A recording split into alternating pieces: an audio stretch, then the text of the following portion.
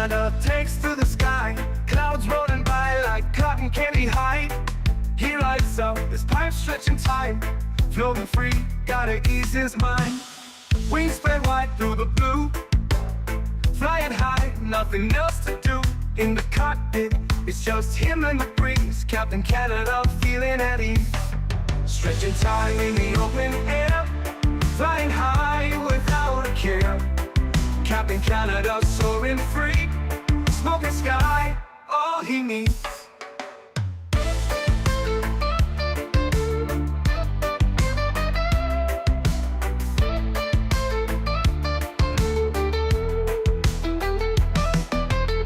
Turbulence can't shake his vibe, every puff makes him feel alive.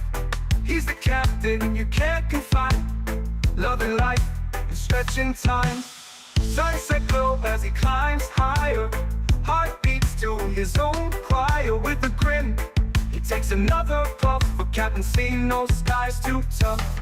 Stretching time in the open air, flying high without a care. Captain Canada soaring free, smoking sky, all he needs.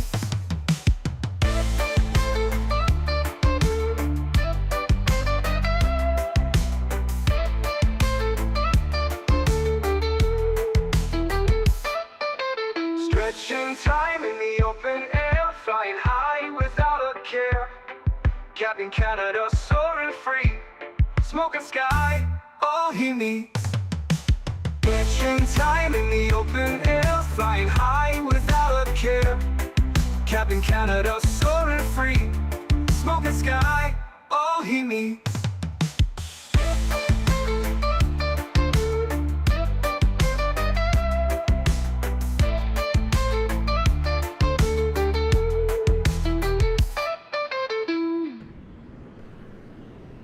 Hello everybody, welcome back to another Microsoft Flight Simulator live stream. Hope you guys are all doing well. Happy Thursday evening, my friends. Appreciate y'all being here. Hopefully you guys have been enjoying the MD-11 content recently. As I mentioned in the earlier stream, sorry, give me a sec. As I mentioned in the earlier stream, the aircraft has just had a huge update. Bombtech, I saw your message earlier. You're on the fence about this airplane. I can assure you, man, now 100% worth it. 100% worth it. It is phenomenal, especially after the last update, the 1.0.7. It flies so well now, dude, and it's much easier to tame. It's not so ridiculously pitchy and nose up and down. Again, just make sure that if you own this aircraft, make sure that you download the most recent updater and launcher from the TFDi website, and that should give you version 1.0.7. It feels incredible now. Absolutely incredible. I loved flying it this afternoon. It was actually the first time flying it this afternoon. I wouldn't really say it's a butter machine. It's still challenging. We still got a 300 foot per minute landing, but it is, it feels much more natural. The nose, like I said, doesn't tend to kind of just go up and down and do weird things. So yeah, definitely looking forward to flying it a little bit more this week. We've got this flight, obviously, real world Fedex from Toronto down to Memphis, about a 2-hour flight, just shy of 2 hours. And then we've got a long haul. On Saturday, we're going to be flying Memphis up to Anchorage, which is just over 6.5 hours. So we'll really stretch the legs. That'll be our longest flight on the MD so far. So I'm looking forward to Saturday as well. And then Sunday, Monday, we are going to be back in the 777 in Japan, doing some cool 777 ops in Japan. So got a really, really fun week ahead of us, ahead of us. Had some great flights earlier as well. Did Ontario to Oakland, Oakland up to Portland. Was a great day of flying. Absolutely greased it into Oakland, and a little bit of a thumper into Portland, but we had some weird winds, and winds kind of shifting all over the place. But still, regardless, it was a great landing. Like I always say, man, 300 foot per minute landing in this aircraft probably equals like 150 foot per minute landing in any other airplane. It's just weird how this airplane flies. It's a little bit difficult, you know. Mr. Barry's here, Mopar's here. Have you guys not heard that song? Maverick's here. Good to see you, man. That song is AI created that song. I posted it in the Discord. Pretty funny, man. It's absolutely awesome. Good to see everybody here. Excavation Nation, what's up, man? Your cap locks is stuck. Okay, hopefully you can figure that out. Good to see you, man. Welcome back. Anchorage to Asia after? Maybe. We'll see. Not this week.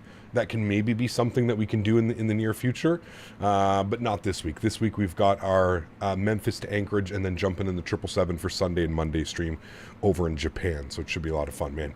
Are the textures better now? I never really had issues with textures. I don't think anything's been done with the textures, maybe a little bit. But I know that these last updates for the aircraft have really focused on like some fixes, some bug fixes, and some flight model tweaks to get it flying a little bit better, that everybody can be a little bit more happy with how it's flying. So before you know it, we'll have an AI Captain Canada for sure. Better get a sub 200 landing today, or I want a refund. Sounds good. Although the winds are kind of crazy. They were super spicy last time I checked into Memphis. They were gusting all kinds of crazies. Yeah, 010, 13 gusting 19 now. I mean, at least it's blowing down the runway. If we land 3.6, it's pretty much blowing right down the runway, so it shouldn't be too crazy. But we'll see. And the aircraft, like I said, the aircraft hand flies so much better now. So at least we can look forward to that. It's not going to be so crazy pitchy up and down. All right, cool. Let's do it. Let's jump inside the aircraft. Let's get this bad boy programmed, ready to rock and roll. As I mentioned, oops, wrong button, sorry. As I mentioned, it's about, what are they saying here? SimBrief is saying an hour and 52 minutes. So an hour and 52 minutes, so not too bad. Cool. First things first, let's go to the overhead. Let's go ahead and get the external power on. Good. Battery switch can come on. Good. Emergency power goes to the arm position. Good. Going to get some brightness up here in the overhead. Good. Get a little bit of dome lights up there as well. Good. Let's go and get our ADIRs. IRS, whatever you want to call it. Left side, right side, center. Good. All to the on position. Beautiful. Everything else can stay off for now. We don't need an engine ignition, so that can stay off. No smoking. Go to the auto sign. Seatbelts can go to auto as well. We'll arm our emergency exits. We'll get the nav lights on. We'll get the logo lights on, and that is about it for now. Come down here to the electronic flight bag. We'll go to the dispatch tab. We're going to import our flight plan. Good. YYZ to Memphis, as mentioned. Hour and 53 minutes on the flight time. 2 hours and 21 minutes gate to gate, or stand to stand, I guess, cargo to cargo is what we're going to be looking at. Pretty actually empty on the zero fuel weight. I wish I had seen that and taken a little bit more. But yeah, that's pretty empty on the zero fuel weight. I mean, not empty. We're still over 200,000 kilograms for our tow weight. But yeah, it's going to be a nice little, not too heavy today. Let's go ahead and send our flight plan over to the FMC. Flight plan has been sent. Good. Let's go ahead and set the payload and fuel. Payload has been set as well. Beautiful. Let's come down here to the FMC. Let's go to the FMC tab. We're going to go to the flight plan in it. Good. We're going to initialize the IRS. Good. YYZ to Memphis. Correct. Plug in some numbers here. Our alternate airport today is going to be Nashville. KBNA. Throw that into our alternate. Flight number this evening is Fedex 247. There's 3 flights that happen, I believe, daily between Memphis and Toronto, so pretty cool. I'm going to cage the backup artificial horizon here. Good. Cruise altitude today, 34,000 feet. We'll bug that up. The winds, I had all of this here. Winds are at cruise. Where are we? Top of drop.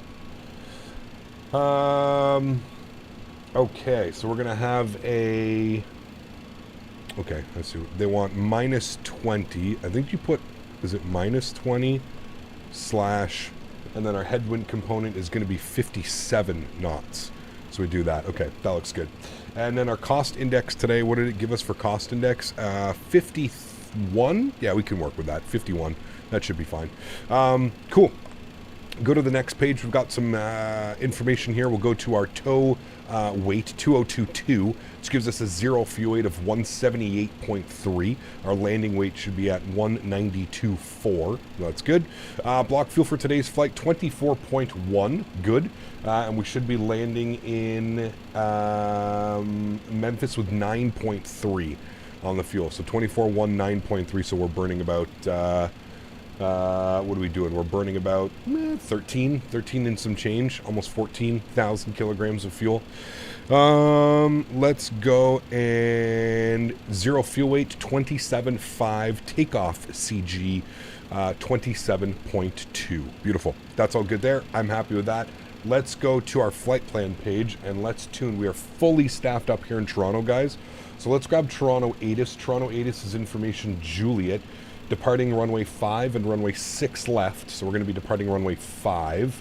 That is good. We'll advise we have ATIS information Juliet. So info Juliet.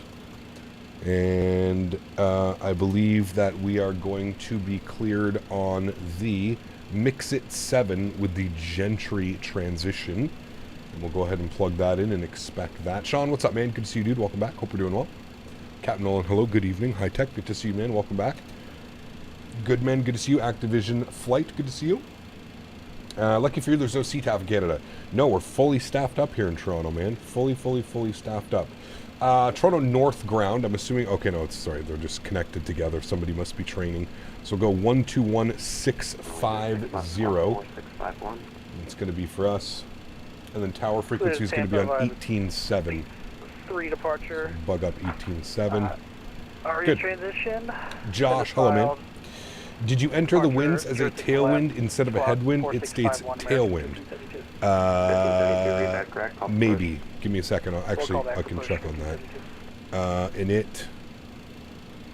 Tailwind. Yeah, we want -20. And is it, what do? You do HD, headwind, 57? Toronto ground, airplane 46. Yeah, there we go. Thank you. Good eye, actually. Damn. I didn't even realize that. I wonder if it did that earlier as well. I wonder if that's why the fuel prediction has been off slightly. People have been talking about fuel prediction or something. Right. Toronto ground, good evening. Fedex 247 with ATIS information Juliet IFR to Memphis, please. Fedex 247 ground, hello. You're clear to Memphis Airport. Mixit 7 departure, Gentry transition, flight plan route, departure runway 05, squawk 4123. FedEx 247 is cleared into Memphis, Mixit 7, Gentry then as filed. We're departing runway 5, squawking 4123. FedEx 247, read back correct. Push at your discretion. Call me ready for taxi. Call ready to taxi. Thanks, FedEx 247. All right, cool. We're good there. Let's go to Toronto standard instrument departures. We are planning for the Mixit 7. Very rare. I don't ever take this departure. Mixit 7. Usually it's because I'm going the other way. Mixit 7 departure. Good out of runway 5. Good with the Gentry transition. Good. We'll insert that. Beautiful. We'll scroll down here, and as we were taking a look at the winds, we know kind of what to expect into Memphis today. So we're going to plan that. We're going to go Memphis, and we are going to be on the Bluz 4 for runway. Now, usually coming into Memphis, I guess we could take 36 right, for traffic flow patterns. We're going to be coming in from the east of the airport down like this, and then radar vectors in for 36 right. So that's what we're going to plan. So we're going to be on the Bluz 4. Our transition is going to be PXV, sorry. And we're going to go with the ILS 36 right. And that is perfect. We'll go ahead and insert that. Beautiful. Let's just scroll through that quickly and just make sure that everything is in there. So the Bluz is going to take us from, we're coming in from Pocket City VOR, and we'll be down like that, Spiker to Clark, Dassick, Clark, and Diggle. Let's just make sure we've got all that. Clark, Diggle, Dinky. Where's Dinky? Dinky 3000. Cool. And then from there it should be radar vectors, and then I believe it should be Hadan. If we go to Memphis approach, ILS 36 right, pin, and it should be the last one, Hadan. Yes, that is the one at 3000. Cool, sweet. Everything looks good there. I'm happy with all of that. Let's go ahead and finish off some things before we get ready to push and start. I think they're done. Yeah, they're all done, so that's good. We can go upstairs and is that not TCAS fail? I wonder why this is taking so long to initialize. Did we fuck something up, chat? It says nav off.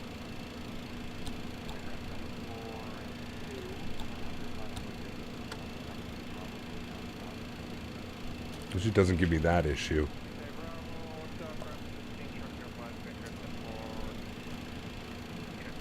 It's weird that it's, unless it's, it should be, okay, sorry, let's just go instant and save. Did that work? Yeah, okay, good. It's because I had it somehow set to realistic, so I'm just going to go fast, and I'm going to save that next time. Usually I have it set to fast. I don't like to wait the 7 minutes for that most of the time. Okay, that's all done. That's good. That's set. Let's go down here to our services. Make sure the doors are closed. Let's go upstairs. We'll start up the APU. Seatbelt signs can go on. Ignition system. We'll use B today because we used A earlier. So we'll get that on. Got that same issue once. Yeah, I don't know why it's reset itself to realistic. But anyways, we'll leave it like that. Okay. Performance numbers. Departing on runway 5. Let's get weather information. Good. And we can... Why is that... It's two weird things, man. Okay.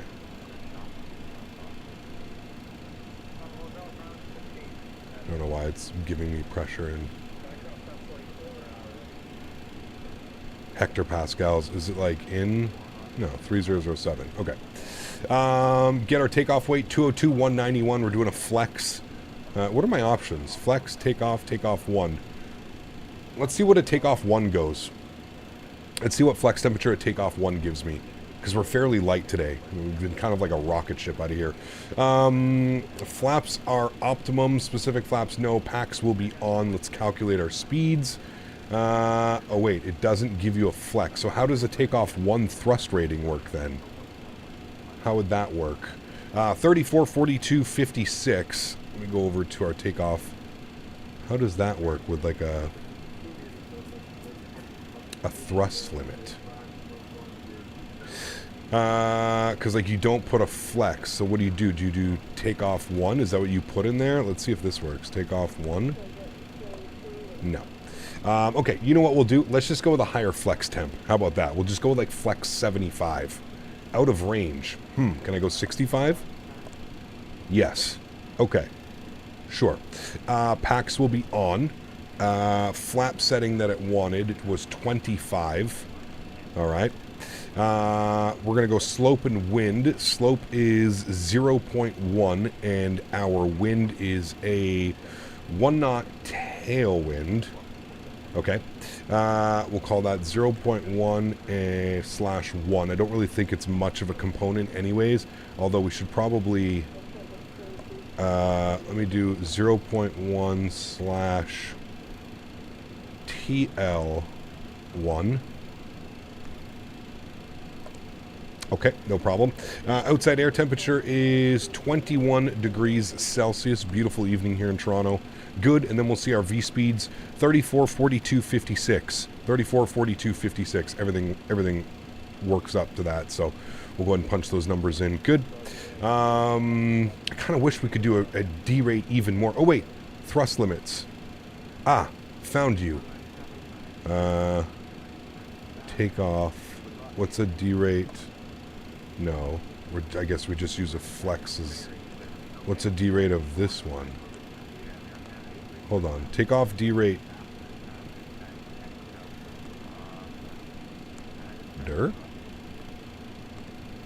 Takeoff D rate. Like flex 45. Flex 70. Yeah, see, it wants to do it like 97 point whatever. Okay, fine. We'll just leave it in. We'll just leave it in takeoff 10. Okay, that's fine. Okay, good. Everything's in there. Visheth, Houston Floaties 2 man, 36 months, 3 years as a business class member. Thank you very much for support, Visheth. Appreciate you, my friend. Huge Floaties 2 man. Thank you, buddy. Click thrust limits to R1 button. Yeah, we got it. It still wants to be well over what we need it to be, so that's fine. We'll just leave it in. Flex 70 is what we're doing this evening. Okay, everything looks good there. I'm happy with that. Let's go to the overhead. External power comes off. APU bleed system goes on. Beacon light goes on. GSX, prepare for pushback and departure. Thank you. Squawk code this evening, 4123. TA only. On.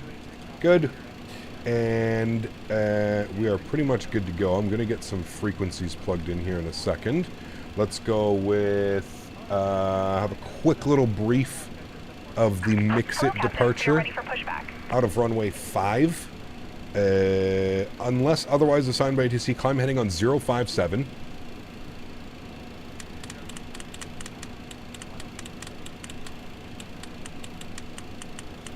Good. Top altitude 5,000 peak. 057 to 1,000 feet, climb left. Turn heading 147, or as assigned, expect radar vectors to mobile, and then proceed via depicted route. So actually we want 047. We're going to maintain runway heading till 1,000 feet, then we'll make a slight left turn to 047. Good, so we're going to go, we'll worry about that in a second anyways. Heading, and then initial climb 5,000, so we'll bug 5,000. She's locking the gear. Let me come down here. Let me make sure our park brakes are on. By the way, when you update the aircraft, you have to push your brakes down now, just like you do in the 737 and 777 and stuff. Go to ground services and let me disconnect the GPU and remove the wheel chocks. Good. Cool. I'm ready to go here, chat. There's nobody around me. Hopefully he doesn't push at the same time. Although we have a very short taxi today here in Toronto, which is real nice. We're all the way up here at the north cargo ramp, and we're taking off on runway 5, so pretty nice. We're going to go facing southwest, facing northeast, no, southwest. Release parking brakes, please. Good, cool. Park brake is released. Commencing push. Beautiful. All engines clear. And upstairs, beacons on, everything's good there. Beautiful. Let's go ahead and tune down here, and we'll go ahead and start engine number 3. Pull it. Good.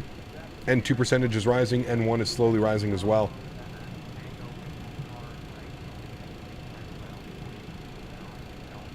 And we're looking for 15% N2. Introduce fuel. Good. We should be going tail that way. Xbox is number 1 on down detector at the moment. Uh-oh. It's not good.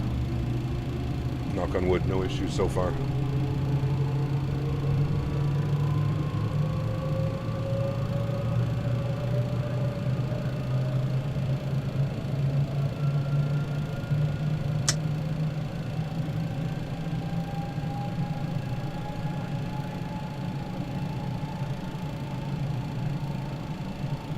Update for the 777? Yes, so we'll take a look at that this week. Obviously Sunday, Monday, we'll take a good look at that. Spool up engine number 1. N2 percentage rising. Looking good. 5.4 on the stab trim. We can set that now. 4. Go. And we'll introduce fuel number 1.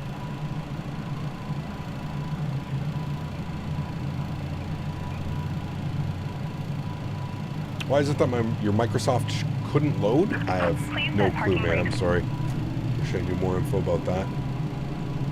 Park brake set. Unlocking gear. There's an Air Canada 320 taxiing over there. Yeah. Nice. Looks good. Do you have an engine 2 seat view? No, I don't. I could probably give you one though. There you go. Hold on. Let me start it, and then I'll give you one.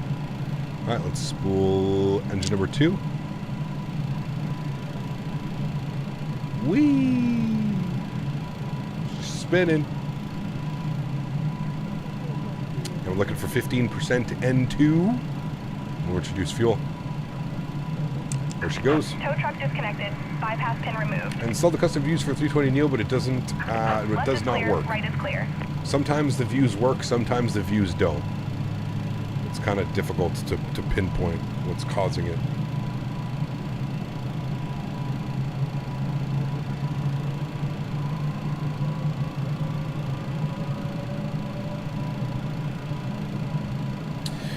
Wish you could fly this bird. You can.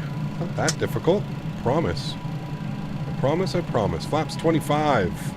Dial a flap, friends. 25. This is the hardest thing. Remembering that there's like a dial a flap. It's the weirdest thing and the hardest thing. I promise. Dial a flap. Auto brakes. RTO. Upstairs. APU goes bye-bye. APU bleed goes bye-bye. Good. Speed. 156.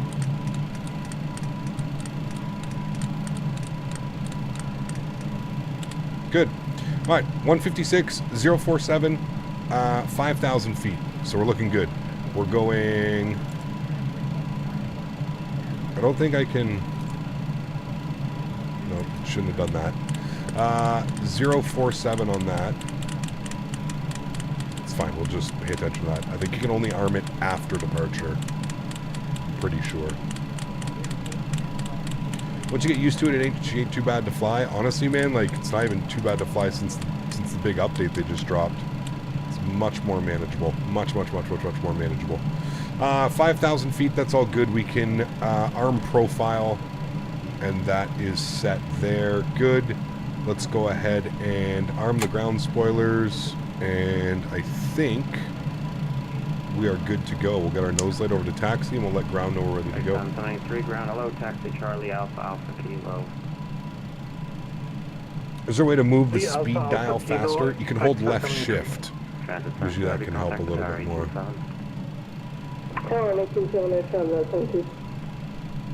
Ground Fedex 247 ready to go out of the north ramp. FedEx 247, roger, runway 05, alternate 3007, taxi Juliet. 3007 will taxi runway 55 Juliet to FedEx 247. FedEx 247, monitor the tower 187. Monitor tower 187, thanks for ATC, dude. Alright, 187, monitor tower, good. And then we're going over to departure 32.8 is our departing frequency. So we'll bug that up, get that ready to go. 32.8, good. And we're going to be chasing that sunset, chat. We're flying real time today. Real time. Might be an evening arrival into Memphis, but I thought I've timed it correctly. We should be landing kind of as the sun is setting-ish.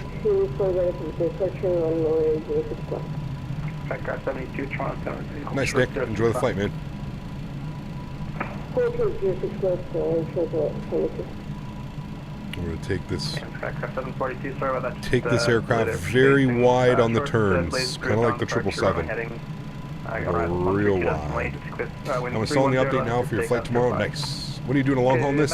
Saturday, man. Heading, clear takeoff 05, Skycraft 742. See? Skycraft. Interesting. I don't know what that is. Saturday, we're doing a long haul, man. Memphis to Anchorage. It's just over 6.5 hours. Yes, in this aircraft.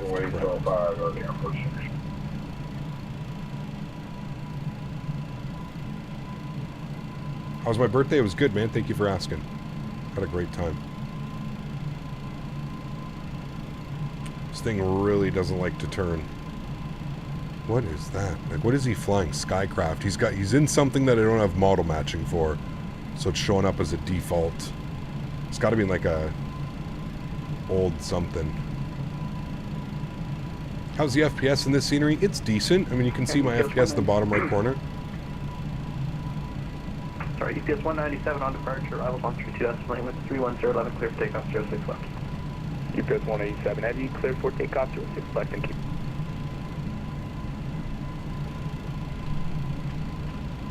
M2, thank you, man. Appreciate it.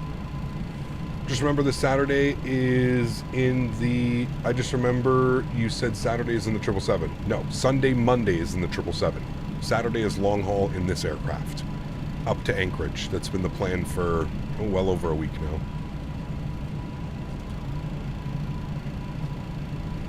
Air Transit 72, line up runway 06 left.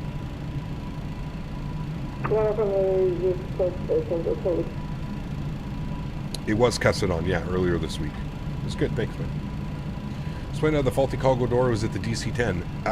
Good question. I don't know. I think it was the DC-10, but I could be mistaken. I don't know a lot about it. I learned something new as well. This line right here is usually bang on your center line. if you're ever trying to line up this aircraft, your altitude tape is bang on with the taxi line in front of you.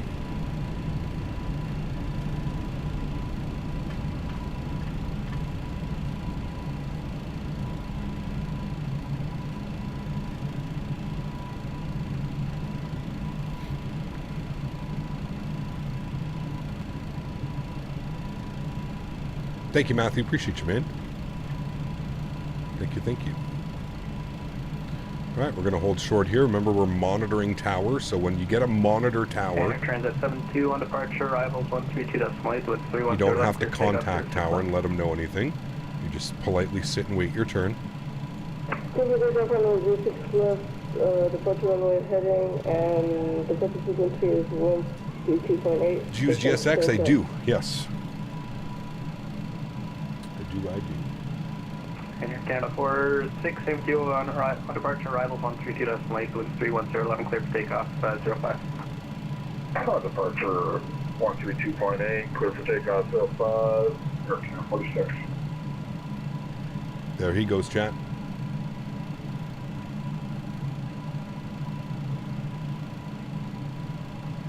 Sometimes, Aviator Boom, if you open up your if you do like Control-Alt-Delete, your task manager, sometimes you'll see some things like hung up. Sometimes it'll be like GSX. Sometimes it'll be a Phoenix app. Happens sometimes, not all the time. But this is my third flight. 247, last runway 05. Line up 05, FedEx 247. Park brakes off. Time to line up, chat. Good. Let's go and get our landing lights on. Nose light over to takeoff. High intensity strobes on.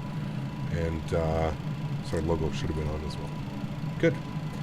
Thought that's an A220 virtual call, A220 early access. Ugh. Toronto Tower, Air Canada 221 to the final approach.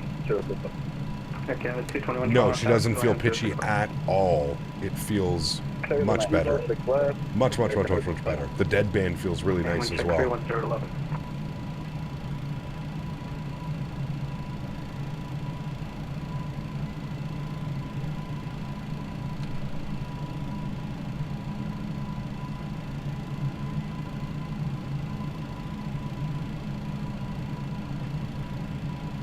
Feels really nice. Virtual call makes quality planes. Oh yeah.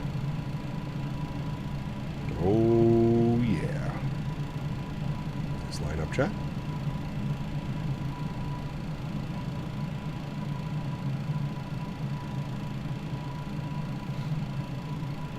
And we're going to arm auto flight. And FedEx 247 on departure, arrivals on 132.8. The wind 310 left, clear for takeoff from 05. Right off departure over to departure on 32.8, clear for takeoff runway 5, FedEx 247. All right, let's do it, friends. Sounds are going up. Let's go flying. Throttle's about 50%. Remember, you got to advance them above 70% for auto throttle to kick in. There it goes. Slight nose down pressure on the yoke. Takeoff power has been set. Airspeed is alive. 80 knots, we're neutral. A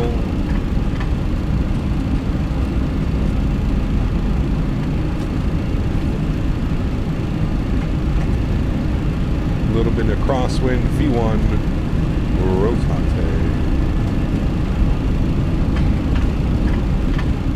Ooh, nice crosswind correction there, chat. Positive rate gears going up. 5 miles per hour, Relax that crosswind. There we go. Good. Winds 31011, clear land 0600. Clear lane 06 left, yes, 1. Air Canada 221, welcome to Toronto, ground now 121.65. Alright, so we're gonna go heading 047.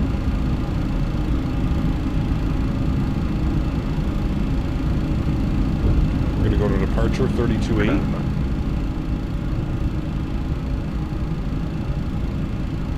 UPS 44, if I didn't give it to you, center, tower 118.7.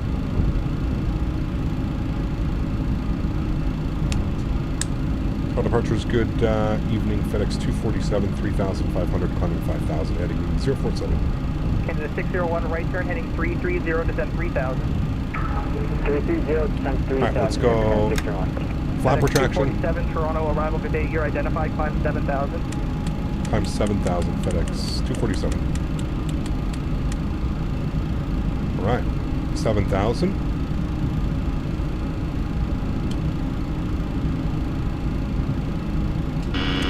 Stabilizer motion. Good, get her trimmed out nicely. He's going to give us a right turn direct soon.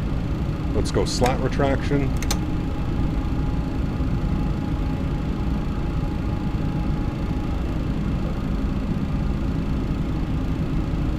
Transit 72, climb flight level 230. Control 230, transit 72. FedEx 247, right turn direct mobile on course, climb 15,000. Direct turn mobile on course will climb 15,000 FedEx 247. Alright, profile to there, direct to, mobile, insert, good, arm nav, follow that. Skycraft 742, contact There we Toronto go. Center 125.77. 2577, Skycraft 742, so long. Direct So long, mobile, sir, and I was just saying to the other guys, if you're all climbing IFR and the 15,000. go there, someone's going to end up holding, so consider dropping that IFR. Yeah, it's pretty hard IFR here in the clouds, so we'll see what we can do. Skycraft 742. Canada 601, right turn 030, intercept, third eye left, 06 left approach. Clear for ILS runway 06 or 10, 601. Air Canada 857, tower 118.7. 118.7. climbing like an absolute animal right now. Coming up on 9,000 feet. I'm actually going to hand it over to autopilot. Bring you guys back up into the flight deck. We'll bring the sounds down here just a little bit. Air Transit 72, contact Toronto Center 125.77, good day. 1.0.7. Stabilizer motion. Somebody was asking, Cap, my engine shows 3 bars instead of half circles. It's in the settings. If you go to your little tablet and you go to the options, it's one of these ones. Systems. One of Transit these ones. 72, contact Toronto Center 125.77. I forget which one. But it's one of those ones.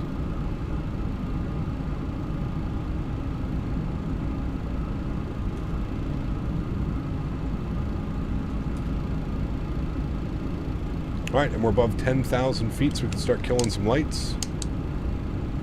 Good. We'll get our logo light off, I guess. Canada 601, just looks like you missed the localizer. Make a right turn. Cardial, huge no floaties to you, man. Drop in the $5 dono. Thank you very much for support, man. Appreciate you, dude. Thank you, man. Are you going to make that right turn, airplane? There you go. Okay. Good, thank you. Mobile to Burley. There it goes. We're basically right over downtown Toronto as well. Downtown Stabilizer motion giggity. Thank you CPT for the many hours of enjoyment. No worries, man. Thank you for being here. Appreciate the support as well, Cardial. Huge no floaties to you, man. Thank you for the support of the channel. Appreciate you, man. Thank you. Guys, get some love and chat for Cardial with some no floaties. Appreciate you, man. Stabilizer motion. Alright, so we gave us 15,000, so we're approaching 15,000 now. He could give us 230. I believe that's as far as he can climb us on his frequency. And then the rest of the time we'll have to go with, we'll have to be with Toronto Center. It's getting late in North America. It's just past 8 o'clock at night. Right turn, heading 330 and down 3,000 for street, third landing heavy. Air Canada 601, speed 170 knots or greater until Vefna. At Vefna, contact the tower. Yeah, the LNAV had a big problem making that. I probably should have started the turn. 170 knots or greater. Yeah. Air Canada 601. Got it. Had a little bit of an issue making that turn. It was a little bit too steep. Stabilizer motion. Maybe I should have started the turn and then given it a direct too. Usually that helps with this aircraft. You got to remember this airplane's old too, right? She doesn't have the best like systems like naturally. Like the LNAV and the VNAV can be a little bit wonky sometimes. So we're just waiting for him to give us a little bit higher. He's got us held at 15,000 feet right now. We just passed downtown Toronto. There's Billy Bishop, Toronto City Airport, and there's downtown Toronto. FedEx 247, contact Toronto Center 124.67. 124.67 for FedEx 247. Thanks for TC. Have a great night. 12467 for us, chat. What's your last station calling Takeoff sign only? Yeah. Yeah, 522 Toronto Center, hello. Disarm Rebuild those. East 3. Stabilizer motion. I don't know how you Stabilizer say, motion. like just warbled. SWAT code for you will be Xbox Live has crashed. I don't see how you're still online. Haven't had any issues. Maybe it's just like one of the servers. Hey Cap, any tips? I'm new to VATSIM. Do flights that you're familiar with, man. Don't just jump into it. Do flights that like you're familiar and you're comfortable with. Toronto Center, good evening. FedEx 247 15000. FedEx 247 Toronto Center, roger. Are we not getting any higher? I guess they're keeping us at 15,000. And Center FedEx 247, could we get higher? Last controller, and give us 15. FedEx 247 roger for higher. You can contact Toronto Center 12577.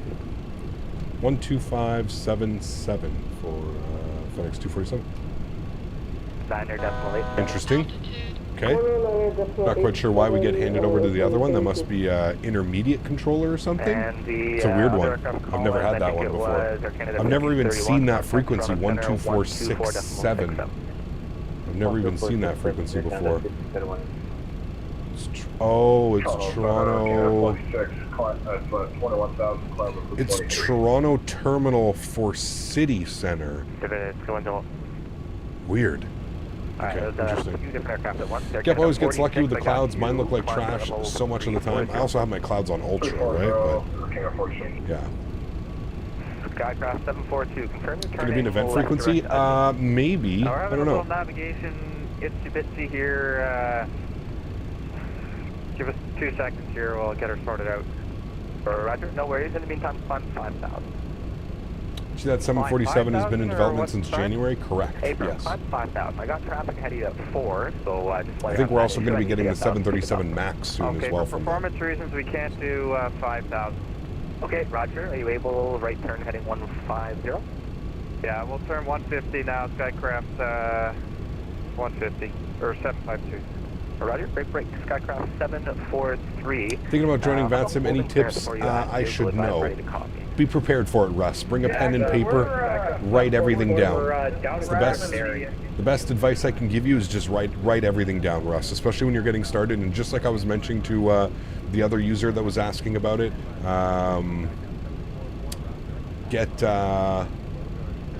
do flights that you're familiar with, at least at the beginning, man. Don't like jump into it and fly to airports you've never flown to, arrivals, runways you're not familiar with.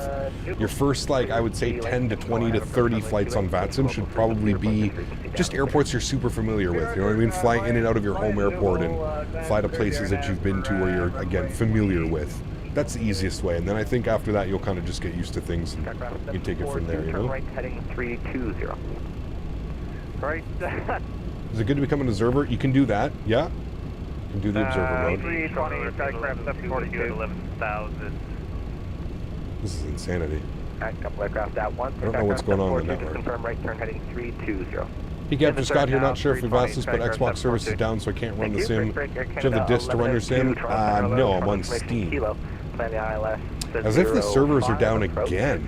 When ready to send 7,000. That's pretty crazy. Isn't this like the second time in like a couple weeks the servers have been gone again? For 05, descend to 7,000 when ready is... Try to fly smaller planes to start? It depends, Russ. Whatever you're comfortable with, man. If you've got time in a 320 or a 737, that's just as fine. Roger that, 3008 here, K11. Toronto Center, good evening. FedEx 247 15000, looking for higher, please. Looks like the weather's clearing up. Talking to company there on company frequency.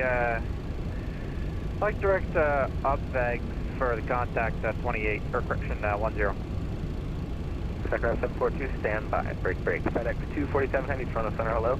Climb flight level 230. Altitude. Climb 230, FedEx 247, thanks. Skycraft 742. Profile to 23. Roger, I won't be able to My clear Azure you for the world approach model until I stuff know in for US sure Central is the down 743 since now it's and hot. clear. Very so weird. let's see here. Never had any problems with the MS servers. It just seems to be like the last couple of weeks they've seemed to have had some issues. Alright, Skycraft 742. Your flight sim is running fine on Xbox, but there's a few stutters. We'll change ours. Weird. Skycraft 742, is that we can do? And just confirm you'd like to cancel alerting services as well. Amount of money for a thrust or a yoke is a controller and keyboard okay to start off with? I mean, sure. Sure. I wouldn't suggest flying on VATSIM if you're just going to be using like a keyboard and stuff. Might become a little bit difficult, but I mean, I guess it depends how efficient you are. You loaded in at a good time? I guess so. Yeah, I'm alright on my sim. Haven't had any issues.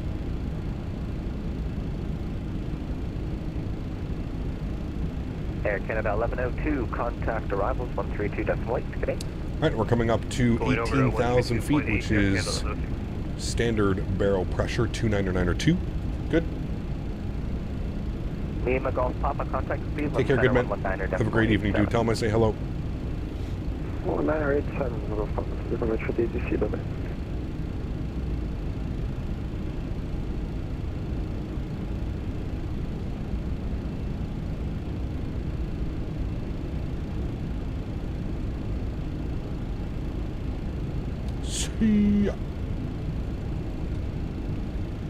Alright, we're climbing higher. We're coming up on 19,500, 20,000 feet. And we've been cleared to 2-3. Our cruise altitude is 34,000. So hopefully we don't have to sit at 230 for too long. We can continue the climb. Does this thing have sunshades? Can't remember. Are we there yet? Close. 247, climb flight level 340. Climb flight level 340, Fedex 247. Alright, 340 we go. There is climb, friends. We've got that beautiful sun out there. We're going to be chasing that sunset. I believe Memphis is an hour behind as well, so it'll be close. It'll be probably a very nice sunset or just after sunset arrival into Memphis this evening. He got 777 or TFDi. If you had to choose one or the two, which would you recommend for supporters? Which one should they purchase first? I guess it really, Richie, honestly, man, it would just more come down to like what's your flying style. That's really what it would be, man. I mean, are you like a long hauler and you prefer doing like, you know, big heavy ops, or do you know, shorter cargo kind of? They're very different airplanes. They're both really good. I'm not quite sure. Like, I guess it just comes down to what you want out of it. You know what I mean? So, everything is down. Uh-oh. Dan's fault. Memphis is much further south, so sun should set about the same time as Toronto. Perfect. 777 will be, the 777 freighter will be in beta soon. Okay. Probably means well, obviously the beta shouldn't take as long as this beta took. This beta, I think, took close to about 3 months. Hopefully it doesn't take that long. So, Bauer, what's up, man? Holy, good to see you, dude. It's been a minute. I hope all's well, buddy. Good to see you, man. One of the OGs, chat. Bauer Silva, man. Bauer's been here since like the beginning of this shit. I'm not having any issues either. Yeah, knock on wood. Like I said, hopefully we keep the servers up and hopefully we get our. I mean, we're getting ortho. Everything seems to be working.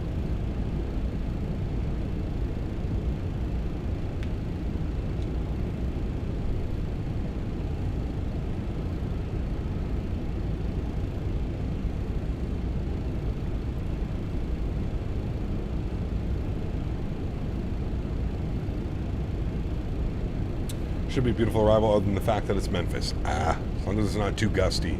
I know that we're probably dealing with some weather down there as well. Actually, it's pretty much to the south now. Not too much. Dinky. Not too bad, actually. We should be okay. Not too bad. 34 Celsius currently in the Okanagan. 416, contact Cleveland Center, 119.7. The GoPro got him still up and streaming. Keep killing the cap power. Thanks, man. Appreciate you, dude. Good to see you back. 8-5. Have a good day.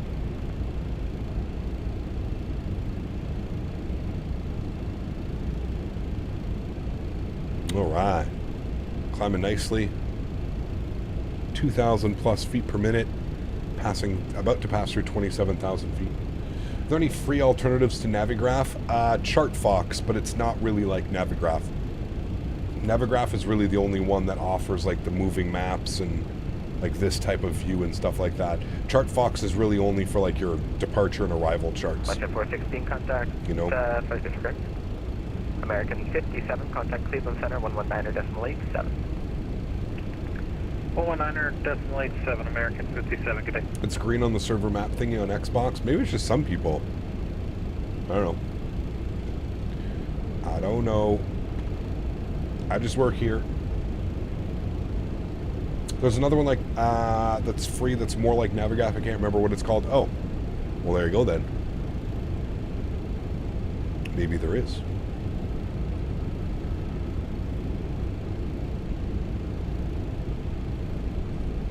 Yeah, if you're going to be simming for a while, Navigraph is definitely worth it. I think I saw earlier somebody was asking me, is it worth it to get a yearly subscription or a monthly subscription? Well, you save money getting a yearly subscription, but I would only suggest doing a yearly subscription if you actually plan on sticking with Flight Sim over the next year. If it's just something that you're kind of... Contact Cleveland Center 119.87. Good day. 119.87 for Fedex 247. Thanks for your TC. Have a great evening. Yeah. 119.87 for us. 90.80 right, flight level 360. Over to Cleveland. 99.80 Cleveland Center, roger. Navigraph and Microsoft go hand in hand. You have one or the other. At this point, it's a must. True. Like, if you take it seriously, I agree. Yeah. How about Lido charts? Supposed to be a competition for Navigraph? I mean, I already think Navigraph has the market squared away cardio. They're, like, really the only people that offer what they do at the price point that they do. Like we said, there are a few alternatives out there, but Navigraph is just... Yeah. I mean, they're basically untouchable at this point, dude. Someone's having a party in the background there.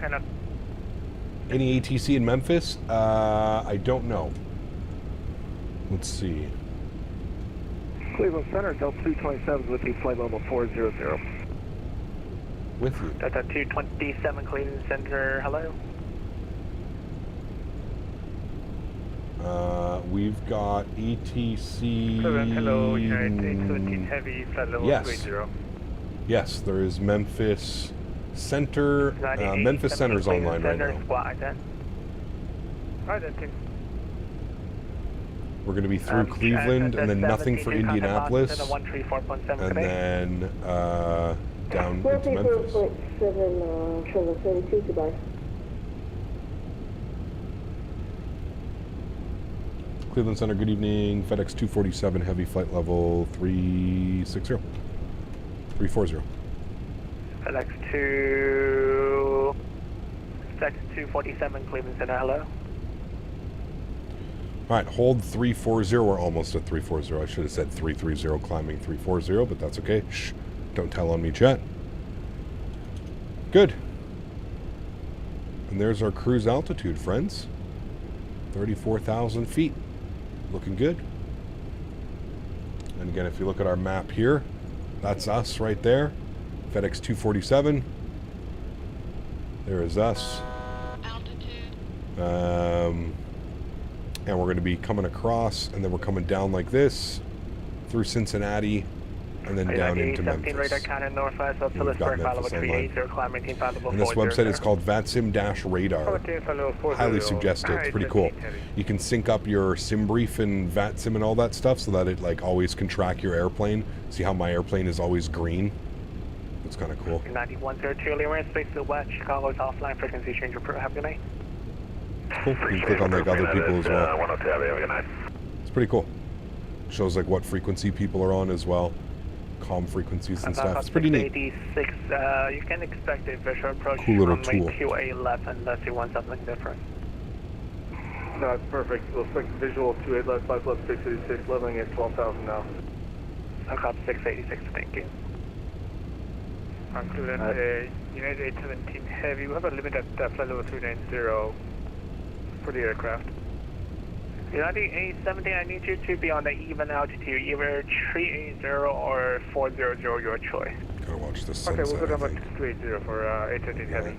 Approved. Cleveland American 154 Heavy, 380.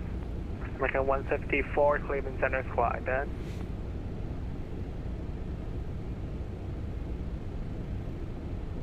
Chat, should we have a stretch? I think so. I think so. We like to have a nice stretch.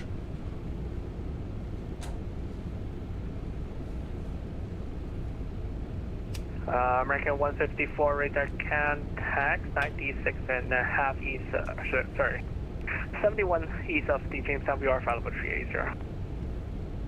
You'll see the MS River when you get to Memphis. I live on that river. Oh, very cool, Bob Tech. Bauer, my man, the 20 Norwegian Krone. Appreciate you, dude. Says, have you tried Volante Cap?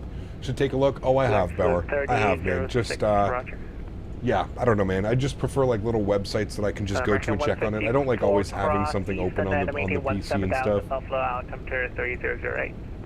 Rather just have that, man. Thank you very much, Bauer. I appreciate you. Is that a double donation, or is that just showing up on my end? American 154 cross eastern and maintain Hopefully it did purchase too. It does take a lot of CPU. Okay, cross, yeah, you are correct. At You could just use the Volante website. You are correct, Simple. But yeah, I don't know, man. I'm not really too much into that. I just kind of like the, I just kind of like that VATSIM radar map thing. I kind of like the way that it looks. Super simple to just pull up and like see where you are and stuff. Discretion descend maintain 7,000, landing altimeter 3016. Thanks again, Bauer. I appreciate you, man. Huge note floaties to you. Hopefully that didn't come in twice. And if it did, well, thank you. Appreciate it, man. American 1246, Cleveland Center.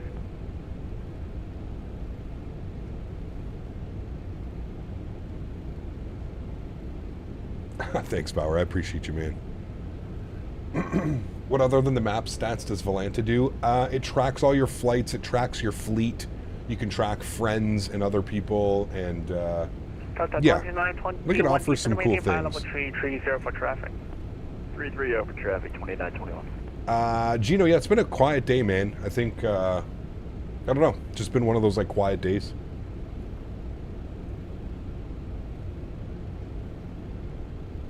Happens, man. It's the summer, you know, everybody's on vacation and stuff as well. Does Volante work offline? I don't think so. I think you need to have it, well, maybe. I don't know.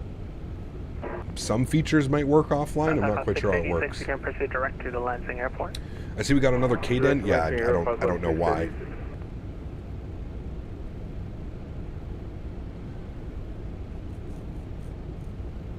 Everyone is attending summer camp. There you go. You need a connection? There you go then. There's your answer. You need a connection.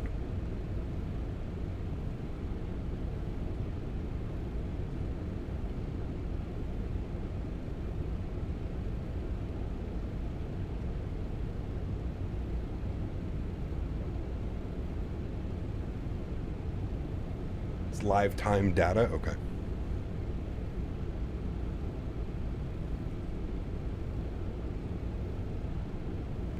Cleveland Center, American 1572, flight level 2204, flight level 230. American 1572, Cleveland Center, roger. I will have you higher in...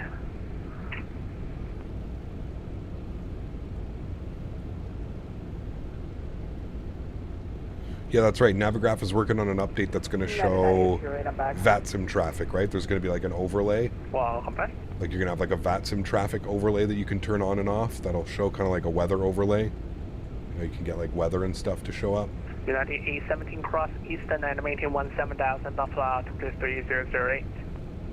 Okay, cross eastern that's pretty cool. at 17,000, 1817 heavy. Just another reason, in my opinion, why like Navigraph is a step ahead, you know? When is VATSIM sector overlay release? I'm not sure when, but yeah, it'll be cool. Are those fins under the wings meant as stabilizers in a water landing? Don't think so. Another thing, your Navigraph subscription ends soon? Uh-oh. Time to get another year. There are a few planes that you can get for free, M2. The main ones that I would look at would be the fly-by-wire A320, the Anybuilds A320neo, the Anybuilds A310. Those are great default airplanes that you can get. And we're picking up the and fuel mods. right now, Buffalo 636. Lacasse 686 again. We got the field inside, 5 left 686. Lacasse 686, a little bit far for sure. Clear for the visual approach runway 28 left. Report 5 miles final. Well, plan for the visual 28 left and report 5 mile final, 5 left 686.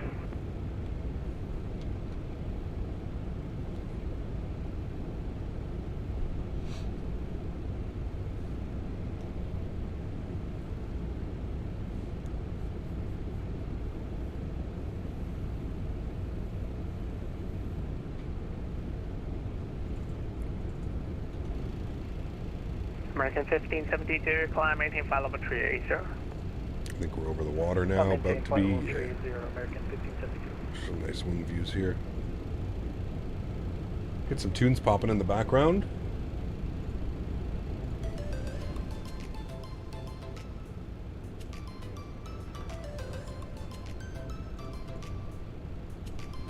Good evening, Cleveland. Lufthansa Cargo 8164, climbing through flight level 210, flight level 230. Lufthansa Cargo 8164, Cleveland Center. Hello, I will have you climb in about 25 miles. We copy further than 25 miles, Lufthansa Cargo 8164. Lufthansa Cargo. Nice. What if he's in the MD or the triple?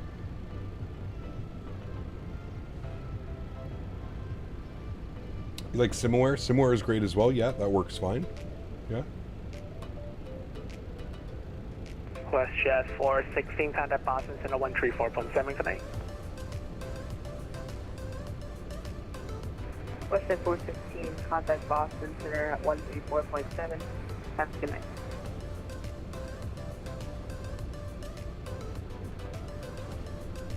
Take care, Bauer. Have a great one, dude. Thanks for stopping in and thanks for the donation, man. Appreciate it.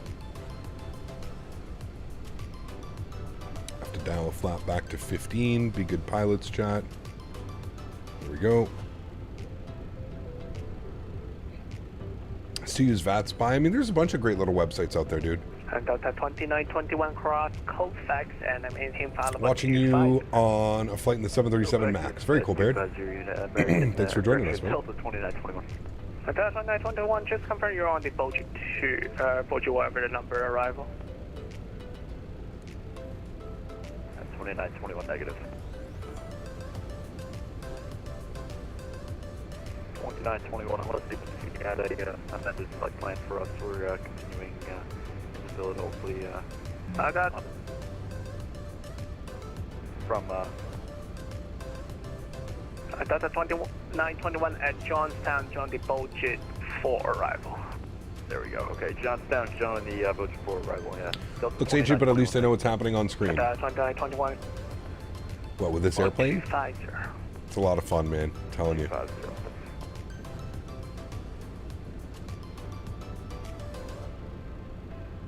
It is a lot of fun.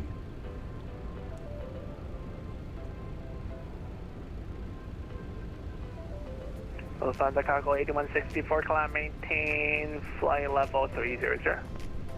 Climb, maintain flight level 300, Lufthansa Cargo 8164.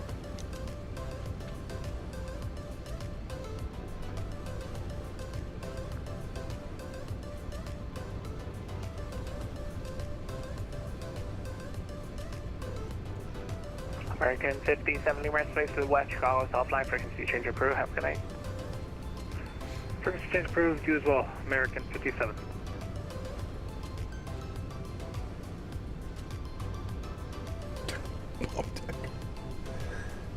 Jesus.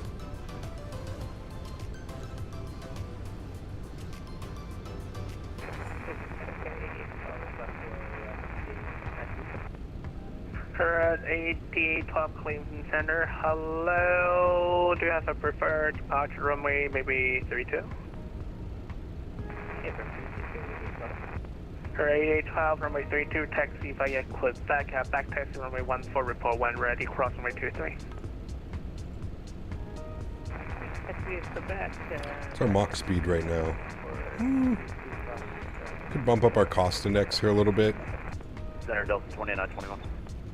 Delta 2921, click. Give us slightly better. Cruise speed. Actually, not too bad. We're only going with like a 29 knot crosswind component. 21 apron still cross Colfax and maintain flight level 210. It should be on the arrival. Yeah, gotcha. Okay. Got Colfax 210, 2921. United 11 Cleveland Center. American 150. G'day from Melbourne. I've been watching you live stream for over 3 years now. They're the best. Paul, good to see you, man. Thank you for the kind words. Appreciate it. Glad you've been enjoying the content, man, for 3 years. I really feel like we're on the cusp of just having incredible, so many incredible airplanes in this simulator. It's I hope the next year is going to be crazy, man. Climber maintains flight level 360, Delta 1506. Cleveland Center, hello, and 718 Heavy. Flight level 250, climbing 360. Canada 718 Cleveland Center, climb maintain flight level 350. Climb maintain 350 there. Air Canada 78. Cleveland Center, hello, Air Canada Transport 38, flight level 340. Air Canada 743 Cleveland Center, roger. So, sir, Fox Club 636, 5 mile final runway 28 left at Lansing. Takeoff 686, wind and Lansing, calm runway 28 left. Lancer left, Fox Club 686. Curious if the cost index does.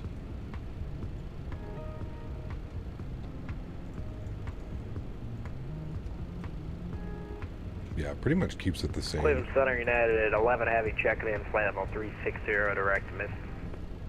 United 11 Cleveland Center, roger.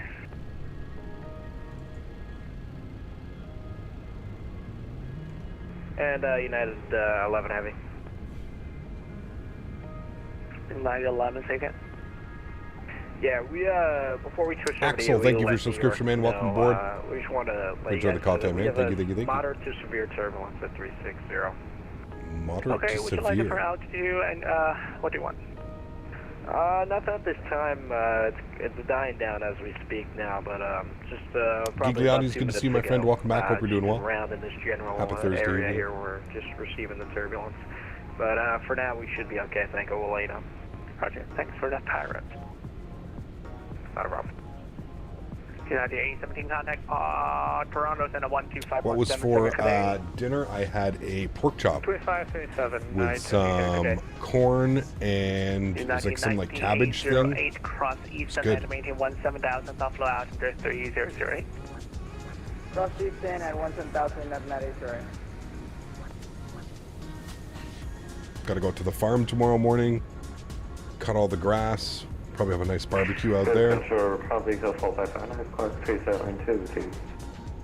First year 4559 Clayton Center. Hello, climb maintain flight level 270. Climb maintain 270. PR7, what's up, man? Good to see you, dude. Welcome back. Hope you're doing well.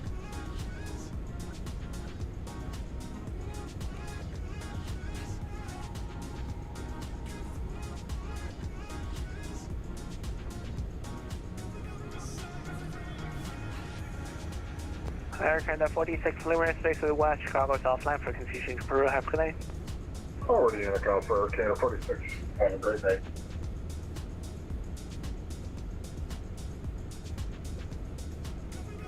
Stretching while cutting the grass is a ton of fun. Got that right. You got that right, my amigo. Big fan. Built your new system yesterday. It's like flying a whole new sim. Absolutely, man. Yeah, 100%. What's a good beginner yoke? I don't necessarily think there's a beginner yoke and an intermediate yoke. I think the best yoke on the market right now that is like priced user-friendly and is the best experience is definitely the Thrustmaster Boeing yoke system, by far. Just landed with a 1,200 foot per minute in Mexico City. Jeez. When that's also 3507.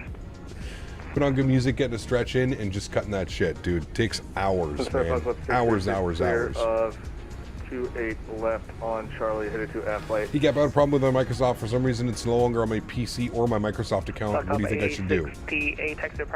That's weird. I haven't heard of that one before. I would contact... Straight down, Bravo Charlie 5 Club 636. I would contact Microsoft support and see what's going on, because that doesn't sound right. It's not my usual time. Every Thursday, man. Every Thursday we have an evening stream. Thursday evening streams.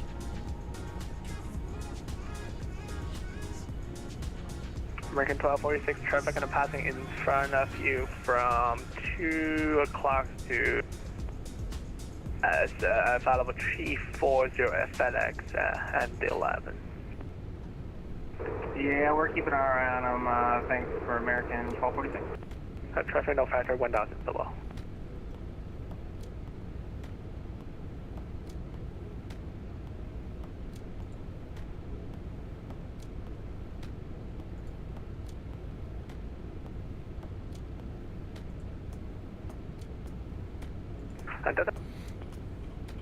Flying maintain file of 320, that will be a final.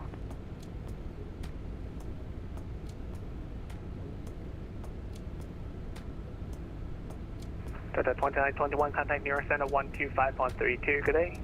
2532, thanks for the help. Delta 2921. Clinton Center, Dollar 46. We've been having mic problems for a little while. Did you call us at all? I'm sorry.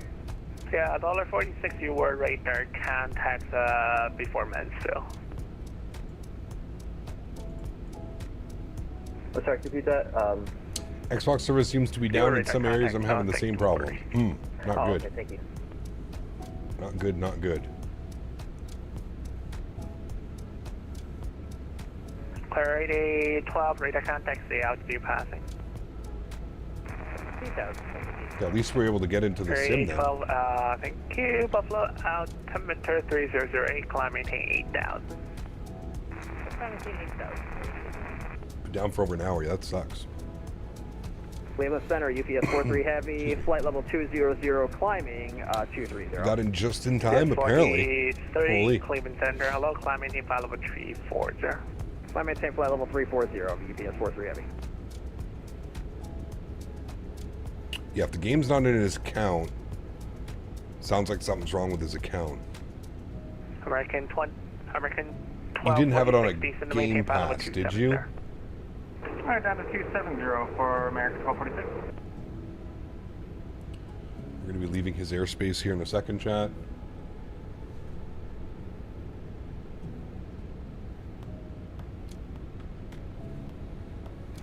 United 808, contact the Toronto Center 125.77 today. Contact Toronto Center 125.775, United 908, bye-bye.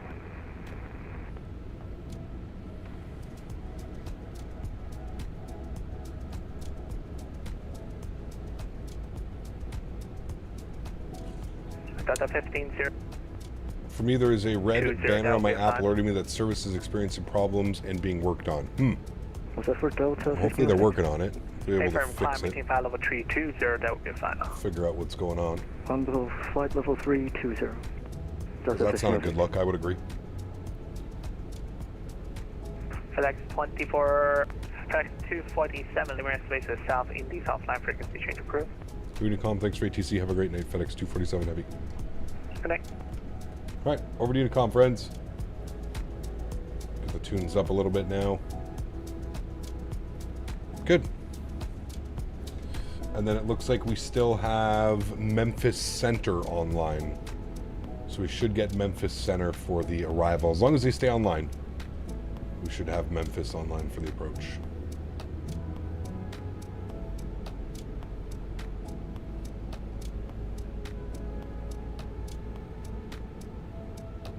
It's been online for 32 minutes, so we should be online. Should be online for our arrival. Hopefully the winds stay a little bit spicy for Memphis. What are the winds saying now? 360 at 12. Okay, a little bit less spicy, but I'll take that. Blowing right down the runway at 12 knots, 10 mile visibility, few at 4,900, scattered at 25. Sounds like a great evening arrival. Let's keep the winds like that, yeah? That's nice. We'll be there in like an hour, so keep the winds like that.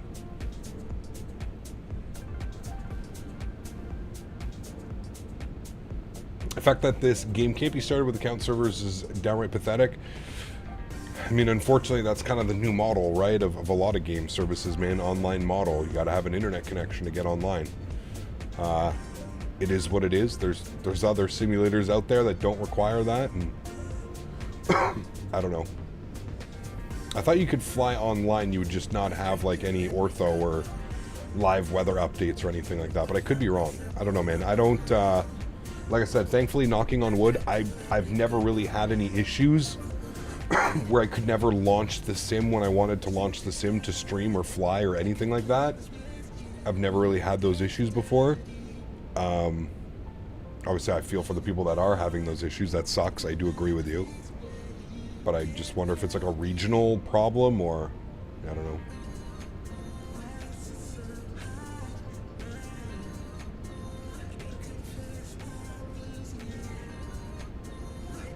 Could have been Rocksteady. I could have been early and just fired it up. I fired it up about a half hour before stream. And it fired right up. I didn't have any issues.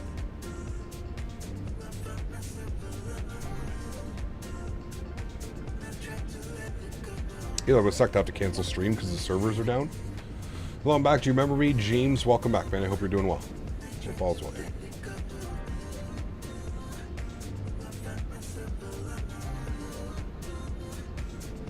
At least you got something to watch. See, there you go. There you go, man. Butter for you, hopefully. Never know, though, with this airplane, to be 100% honest with you, man. Still haven't mastered this one. When they had an outage 2 weeks ago, I couldn't get on for almost 2 days. Damn. That sucks, Robert. Yeah, hopefully that's not the case. We got a real fun flight, and the weekend's coming up. Tomorrow's Friday, so they better figure this one out. There's gonna be a lot of angry simmers if they can't get on tomorrow night and do some flying. John, what's up, man? Good to see you, dude. Having a great evening so far.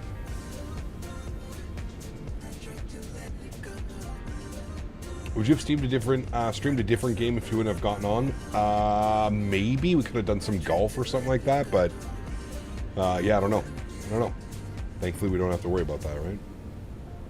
But hopefully, we don't have any issues this weekend. Huskers, what's up, man? Good to see you, dude. It's affecting Frontier Airlines as well. They just tweeted, so it sounds like a major server something has gone down. Because Dan was in here saying that other things were down as well, not just like Microsoft servers. There was lots of other things that were not working properly. Monsieur Jarvis, good to see you, my friend. How are you? How you feeling? Have you fully recovered from the COVID that Dan gave us in Las Vegas?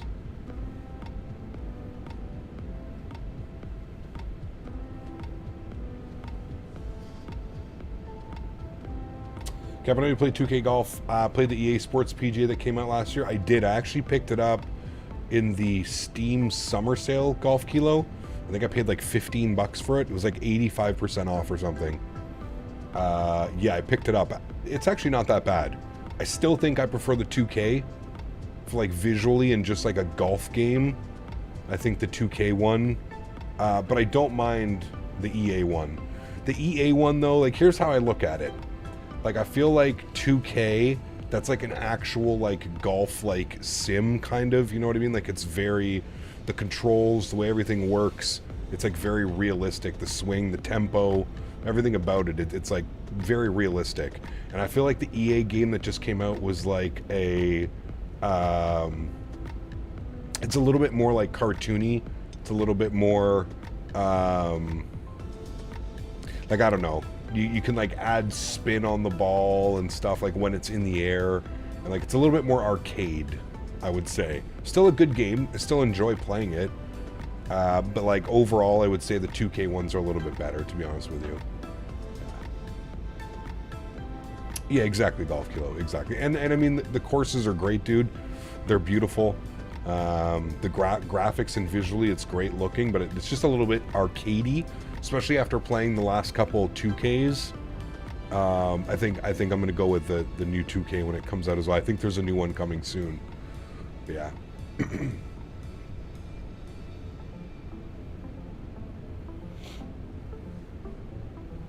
Ken, what's up, man? Good to see you, dude. Welcome back. Hope you're doing well.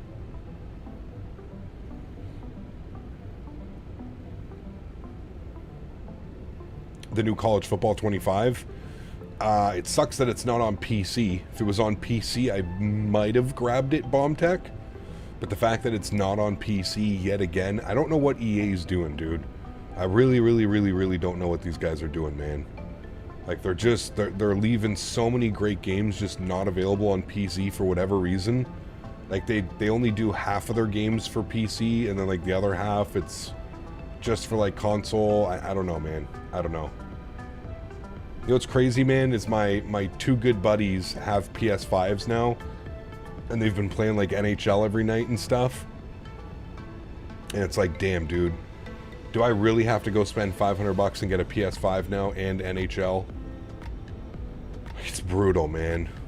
It's brutal. I haven't played an NHL game in so long. Part of me kind of wants to do it, but part of me is like, is it really going to be worth it just to play like NHL? NHL is free this month on PS5. Like, you can download it for free, or you can play it for free. If you get a PS5, let me know. I'll get NHL and play with you. You know what? If I get a PS5, I was thinking the other day, now that I've got a capture card, I could technically stream the PS4. So, yeah. If you have PS Plus, you get it for free. The new NHL that came out, like NHL 25, NHL 24, whatever it is, NHL 24.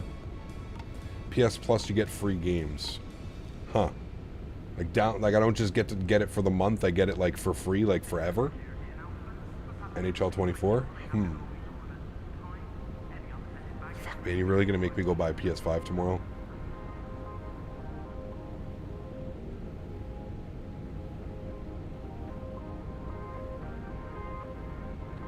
NHL 25 will be out in September?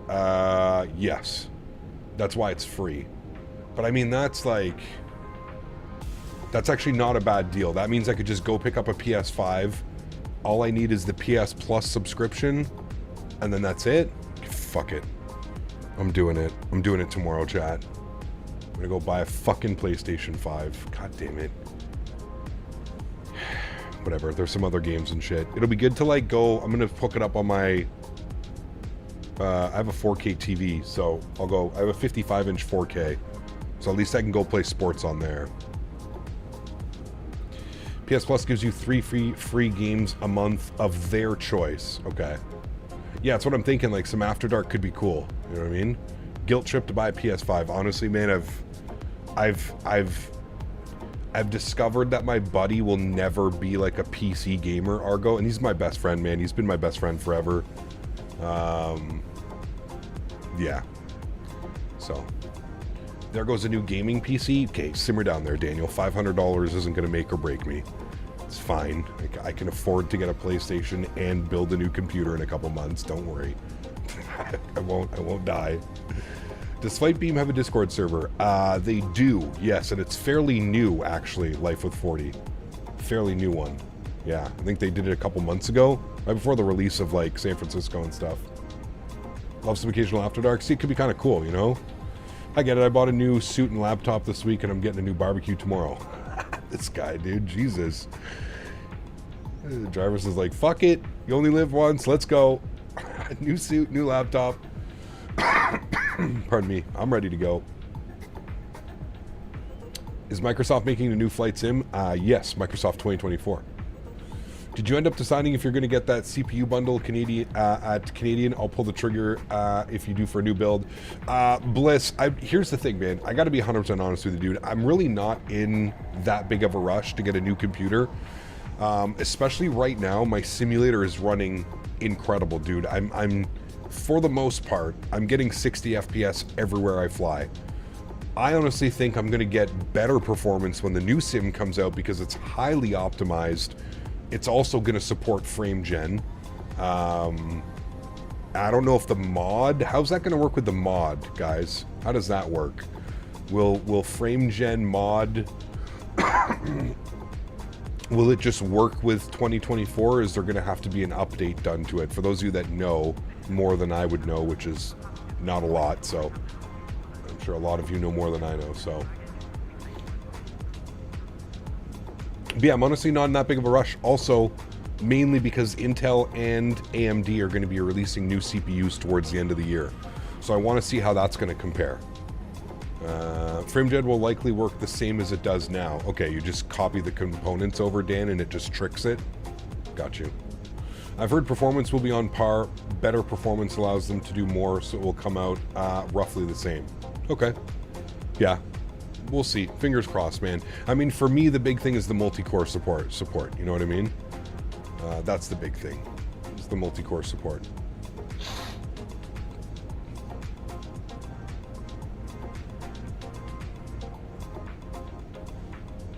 Yeah, you're right, Bliss. 100%, man. Yeah.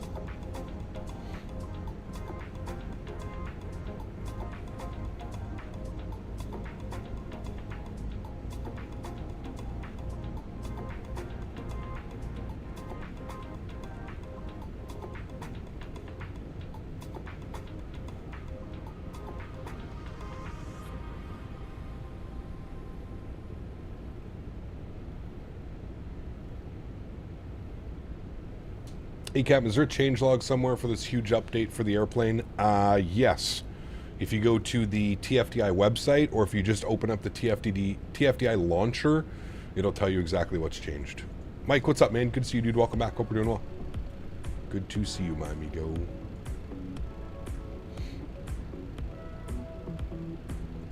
Still a little ways from top of descent, about 200 miles or so. About 25 minutes till descent.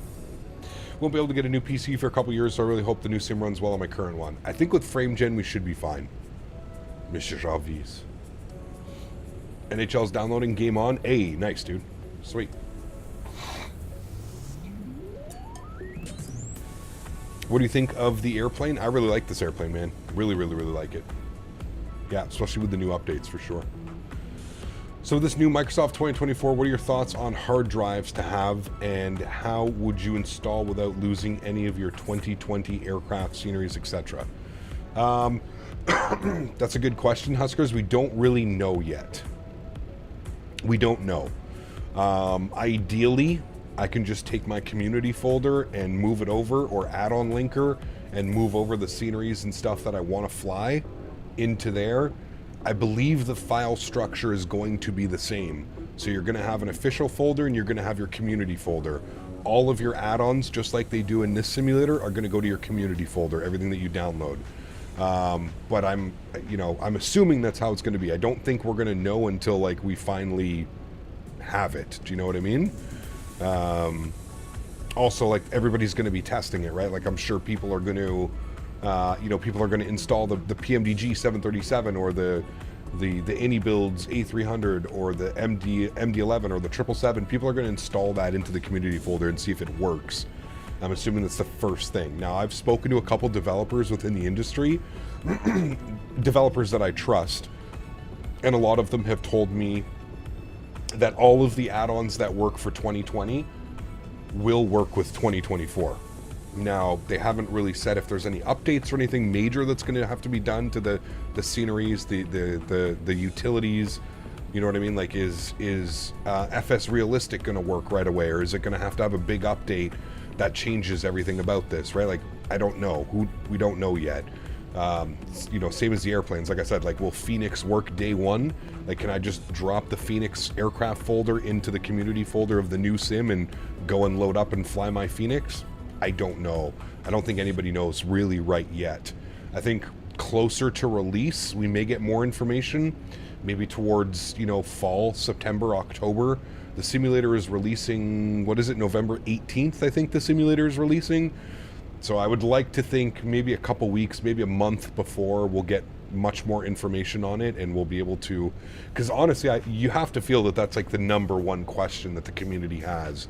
And if it's not, when Microsoft does these community live streams, can we just all go there and ask them and like get them to repeat it and stuff? But we'll see. We'll wait and see.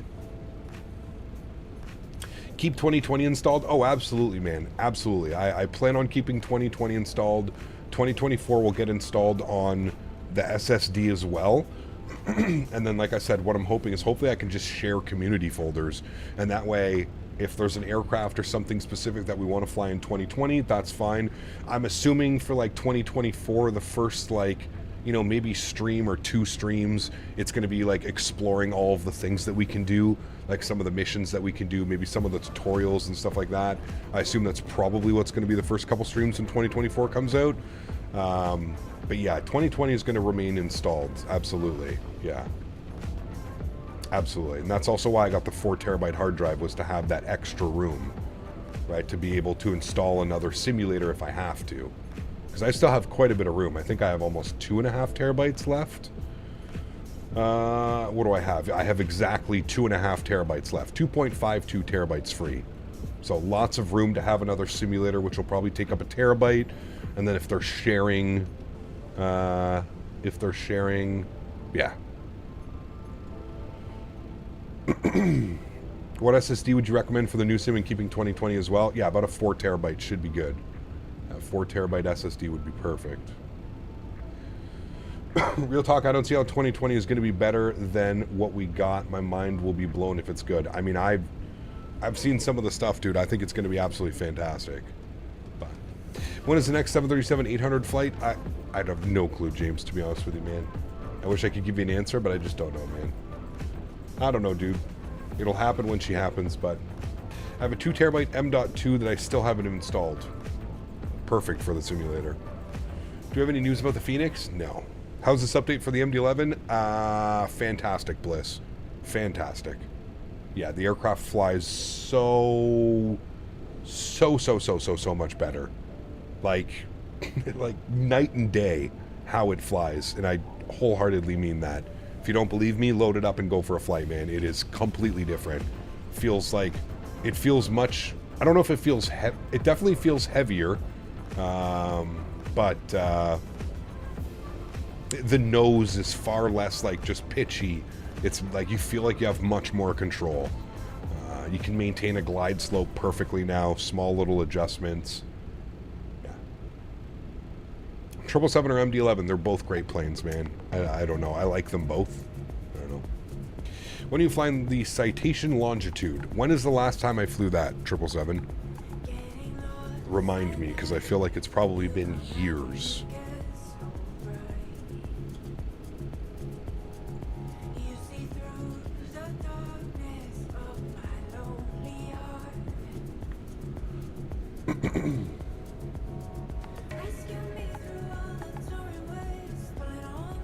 Looks like we're going to get a nice evening arrival into Memphis, friends.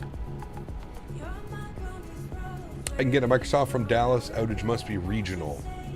Yeah, I'm in and I haven't had any issues either, so fingers crossed.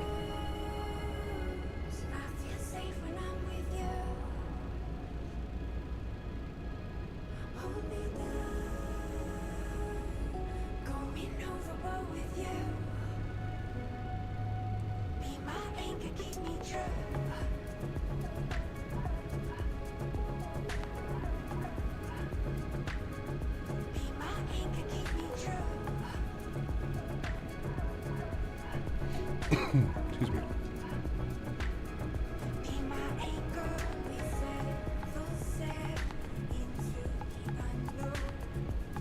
Damn, we got, like, when we made that turn, we just got, like, a crazy headwind all of a sudden. Look at our ground speed.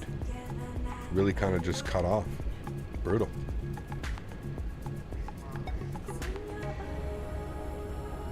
Just bought the MD-11 during work today. I was looking forward to flying it. Shit, dude, that sucks. Hopefully it's back up soon for you, man. If it's not, hopefully it's back up this weekend for you, at minimum, so you can enjoy it all weekend. Go ahead and Chad, help me. I'm trying to install Captain Canada's custom views on the A320neo and it doesn't work for you. Where are you installing them? Are you following the instructions on where to install them? Sometimes it can be a little bit weird.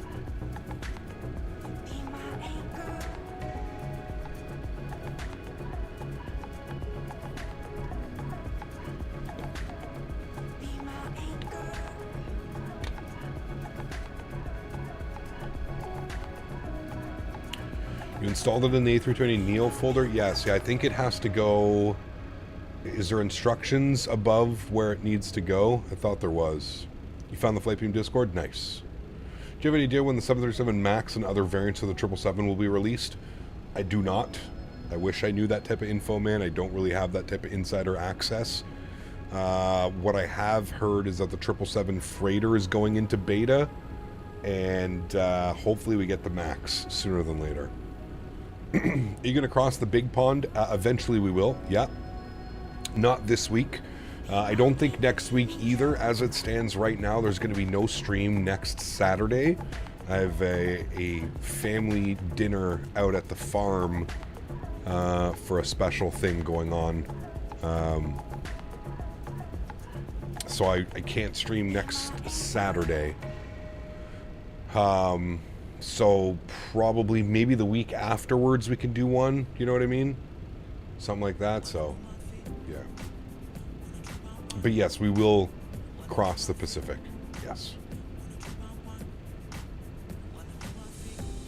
It will happen, I promise.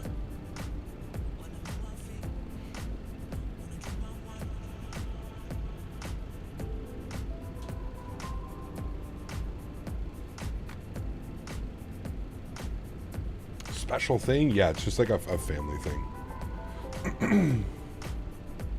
You ever crossed the Pacific on stream before? Yes. We've done Vancouver to Tokyo. Air Canada 787. Is the MD-11 worth it? I think so.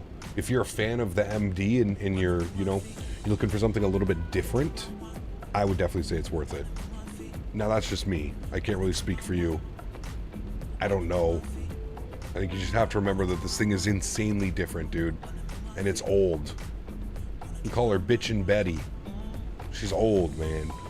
Takes a little bit of love.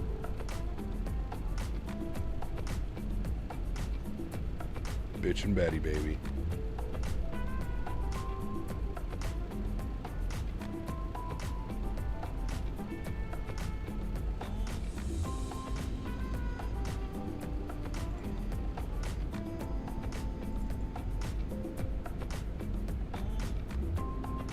Weird lighting. We're up here. That's sunset though, man.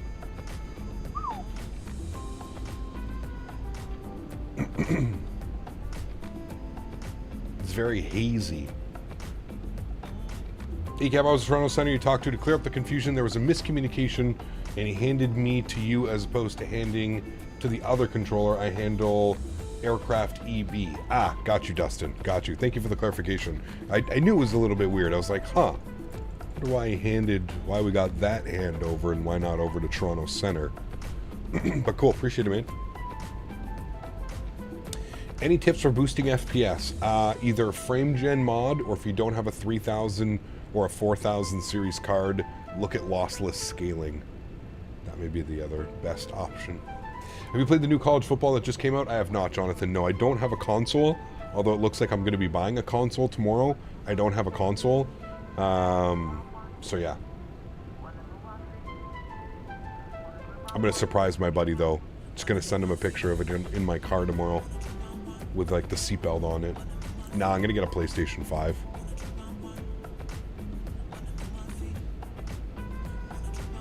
I prefer the PS5.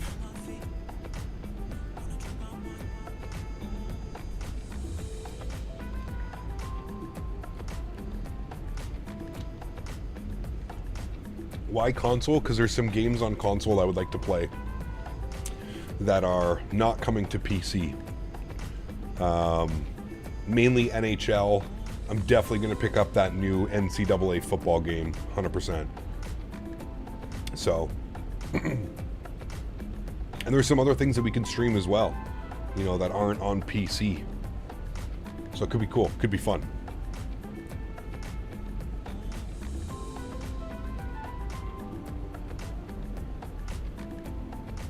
I wonder if my X-Swap Pro works with PlayStation. Does anybody know that? Can anybody confirm or deny if the X-Swap Pro works with PlayStation? I should probably just reach out to Thrustmaster and see, but that'd be cool. NCAA is so much fun. I'm looking forward to it. Yeah, business expense. Somebody is thinking. All we gotta do is stream once, Jarvis. Stream once and we're good, man. Throw that up on the taxes. Somehow NCAA is better than Madden. Good. Good to hear it. Keep beating my friends by a lot and they don't want to play with me. Uh-oh. That's not good. 200 IQ, Mr. Jarvis.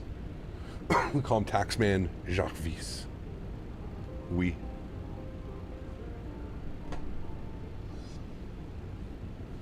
Flying San Francisco to Honolulu whilst playing NCAA, living the dream. Oh, nice. You see, I didn't even think about that. That could be kind of fun. We could be like doing like a flight, but I could then like switch it over and go over to the PlayStation, play some like games of NHL and shit as I'm, hey man.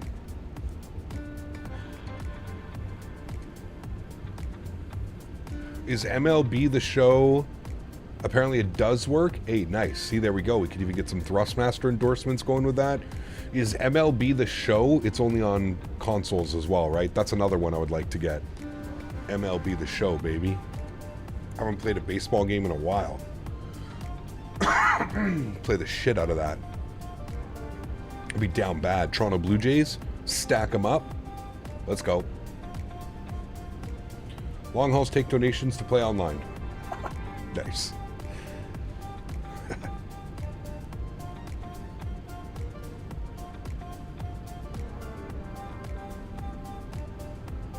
MLB the show is the best sports game. Okay. Nice. Last MLB game before it came to Xbox was MLB 2K, and 2K was making MLB games. Damn. Okay. Do you know of any way to stop boredom when playing Microsoft Flight Simulator? I mean, I don't know, man. Watch a movie, watch a TV show, watch a stream.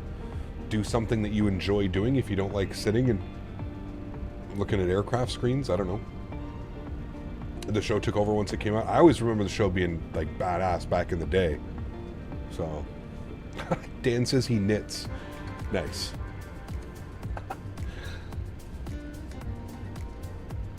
You love MLB. You're currently playing Diamond Dynasty right now. Nice. Cool.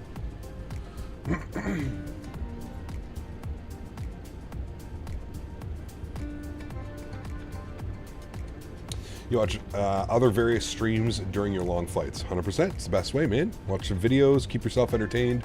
The reason why I used to like streams, like before I started streaming, and like the reason I got into streaming was like watching other streamers. That's what I used to do, right? I would load up a flight, I would get to cruise altitude, in-flight entertainment, baby. I'd go find a Cat Strader stream, or a Chewy stream, or a Matt Davies stream, or a Faviano video, or something like that, and that's what I would watch.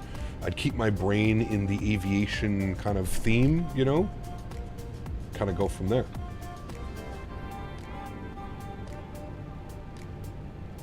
Not a PS thing, but I'd absolutely be down for something along the lines of, can Captain Canada beat Halo before completing his Vancouver to Honolulu flight? Nice.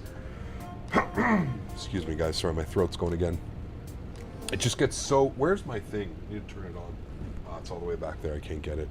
I need to get my... my humidifier. Because man, oh man, dude. My throat gets so dry on these Thursday streams, afternoon and evening, talking all day with the AC on. I don't even have the AC on right now. I actually have just the things on. Just do another stretch, you'll be okay. Halo's only on Xbox? I believe so, yeah.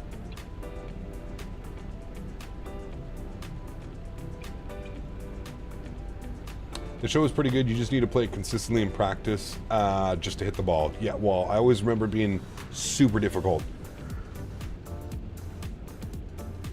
I remember trying to play the show online, like the last show that I played, I don't know, on PlayStation 3, PlayStation 4, something like that. The last show was... I remember trying to play online and it was just, my God, dude. It was nearly impossible. Hitting the ball's stupid. I play the pitchers. See, there you go.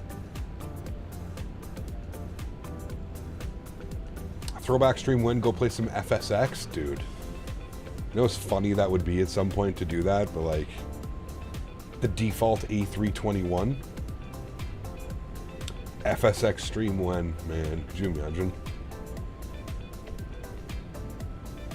You gonna play some GTA 6? Absolutely. Yes, yes. Cap, do you still use FS Realistic? Absolutely, Arthur. Good to see you, man. I hope you're doing well.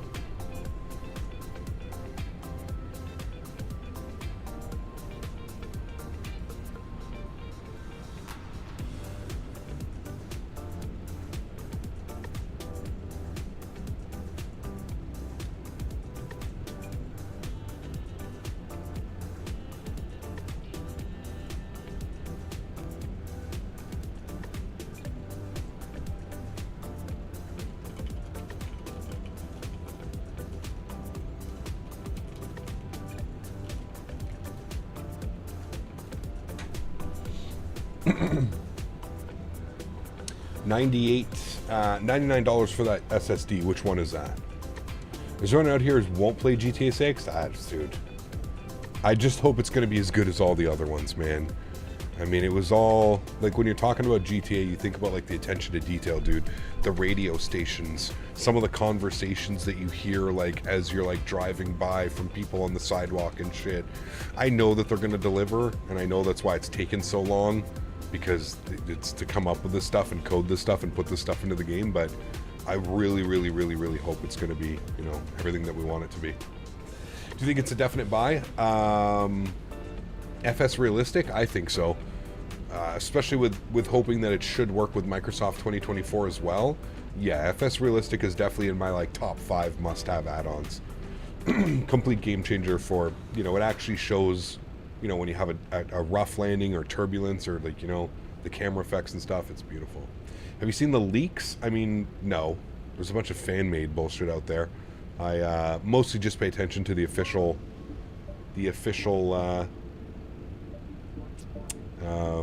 trailers and stuff like that. BM World or Flight Beam? Flight Beam all day, man. Flight Beam all day. And that's no offense to BM World. It's not like their scenery is bad, but, you know, it's not even a question. Flight Beam is just incredible, man.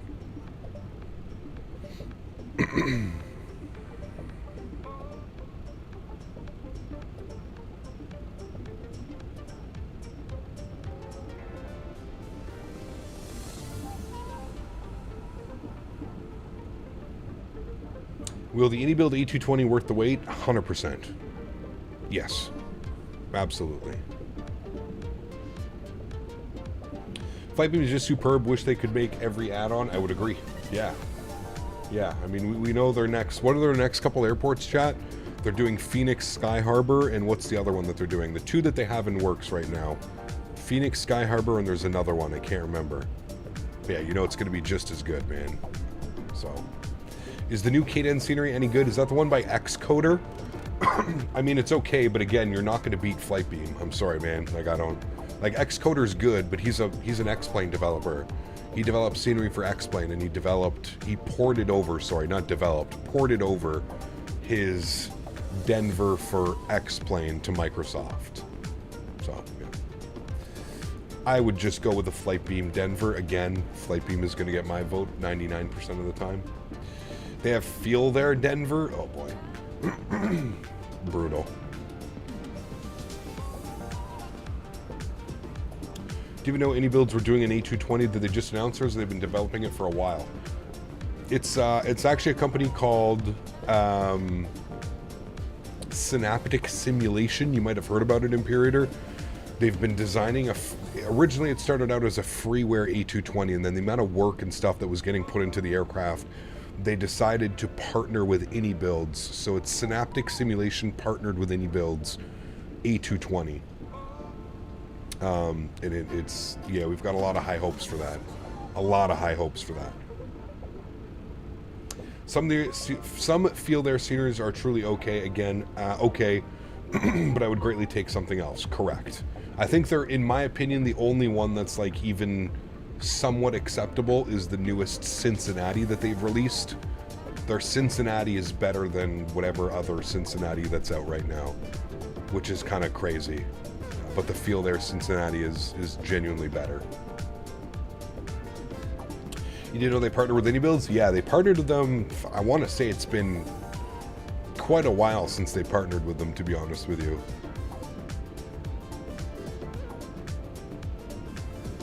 I think Wellington is their best work, but they're also good. Correct. Wellington is incredible as well. I think I gotta get the Flightbeam Denver. Beautiful scenery. Beautiful, beautiful, beautiful scenery. Yeah.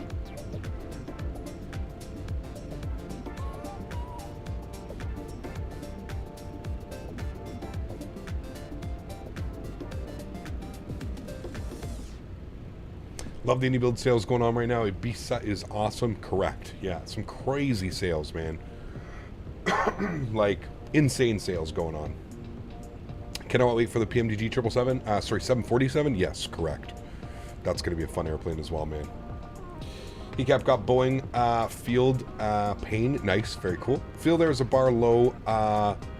Field there is a bar low, bar to surpass. Can't believe CVG has been properly done. Correct. Considering this is like they're releasing CVG after somebody else has already released CVG. Yeah. All right, Memphis Center, get a contact 132,550.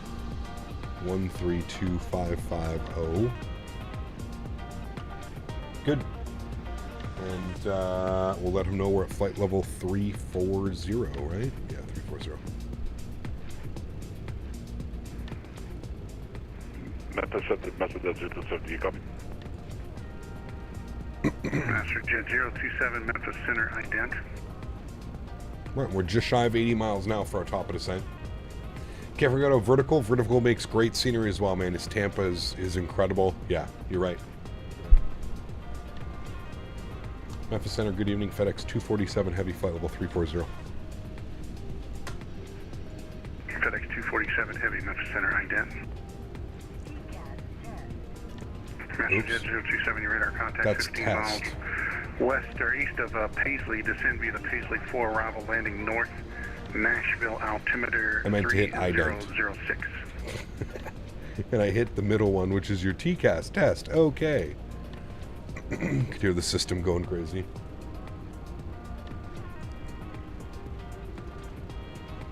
Whoops. I'll be getting the MD-11 next month. Nice. Enjoy it, man. It's a lot of fun to fly. A lot of fun to fly. 3016. All right, let's see what the weather's doing. What do we got? 360 at 12. It stayed, chat. 3006. It stayed. 3006. Few at 4,900, scattered at 25,000. FedEx 247, your radar contact 20 south of Pocket City. That checks. Thanks for FedEx 247. Luindo, what's up, man? Good to see you. Welcome back. Hope you're doing well. My first vertical was Tampa. Love it. Yes, beautiful scenery, man.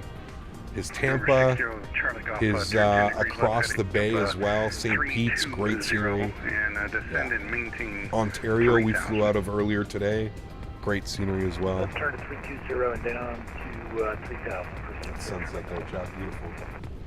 Beautiful. 228, descend via Omaha's the great, arrival, yep. landing north, Memphis, altimeter 3003. We need a nice Pittsburgh. I agree. Hold on. Let me I agree. We definitely need a Pittsburgh. We need a DFW. We need a Pittsburgh. We need a good Atlanta. I'm sure there's others that I'm missing, but yeah. Ontario is on for $10 right now. I mean, Memphis Center, good evening. Doesn't get any better than that, does it? 15 with you over Denis at flight level 304 for 370. Nice, Tom. It is, man. It flies real nice. We're doing Memphis to Anchorage this weekend. I heard that as well, Dan. Got a nice little with you. Who does MCO and is it good? The MCO's okay. 347, your radar contact position stated. It's okay. I feel it's priced a little bit high for what it's worth, and I believe it's taxi to gate that makes it. Overall, it's nice scenery. There's just some parts that are like really kind of like, what the hell did you guys do here? Especially the bridges. The bridges are just like atrocious. And I don't know how you make a scenery like Orlando where there's literally bridges everywhere because the airport is just massive. And it's like all through these like canals and little rivers and stuff. And then FedEx 14. But yeah, it's okay. If you can get it on sale, I would say that it's probably worth it. I wouldn't pay full price for the Orlando. We gotta fly into Orlando again. It's been a while. And there are no other options for Orlando. Well, that's exactly it.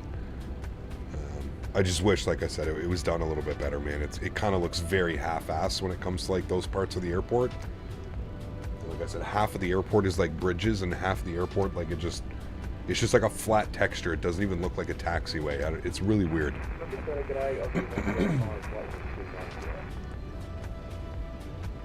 Say your call sign again. Aussie 105. Aussie 105, Memphis Center. You're welcome. Always Aviation. What's up, man? Good to see you, dude. Welcome back. Hope you're doing well. Tenure to MOBA, celebrating 25 months. As belated happy birthday, Cap. Thank you, man. Appreciate you. Huge no floaties to you. Thank you, dude. Incredibly kind. Still love Flight Tampa Vegas. Would you recommend there Toronto? I'm eyeing it for some East Coast Canadian ops. Yes, absolutely, Matthew. Flight Tampa Toronto is fantastic. There is a little bit of an issue, a little bit of a mesh issue on one of the taxiways. It should be getting an update sooner than later, but yeah, we'll have to wait and see for that. Excuse me. Ready. I'm ready for a nice arrival into Memphis. That sun is setting, looking real nice out there.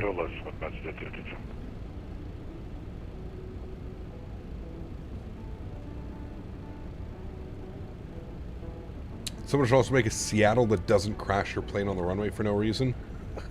If you're having that issue, make sure the default Seattle is uninstalled. There's a default handcrafted Seattle that needs to be removed if you're using the third-party Seattle.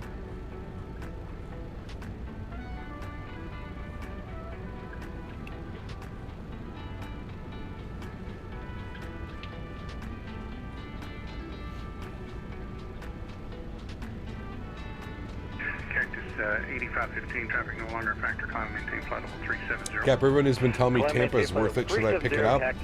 Tampa's really nice, man, yeah. Fedex 247, pilot's discretion, descend and maintain flight level 240.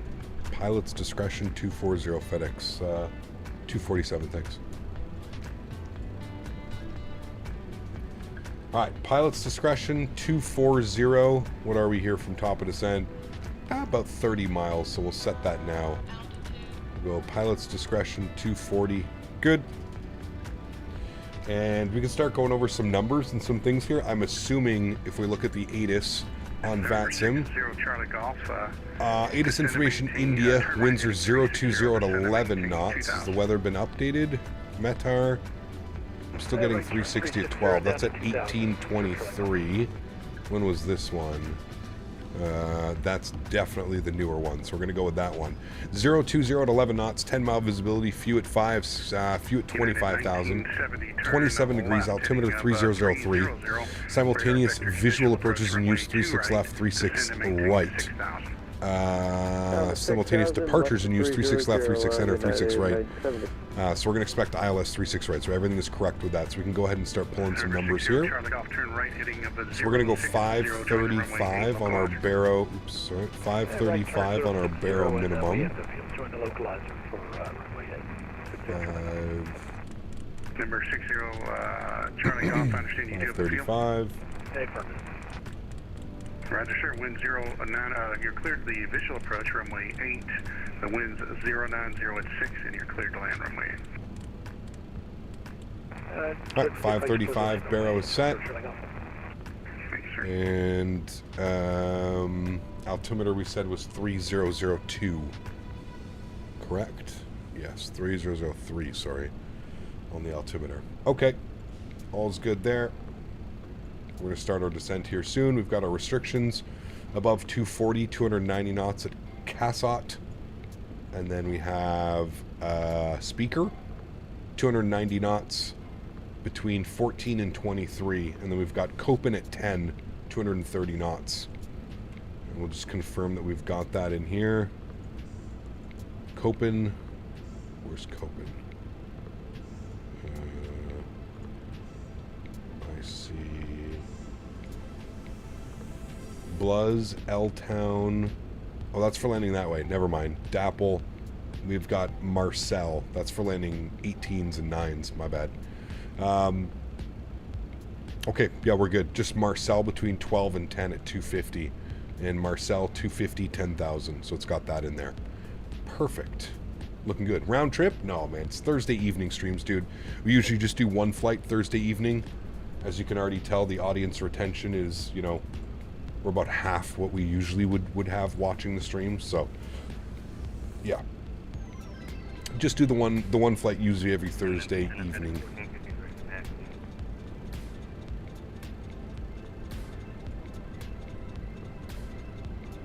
Fedex 14, Memphis Center, runway 36 right, taxi via Victor Yankee. Who's getting a departure out of 36 right? Nice.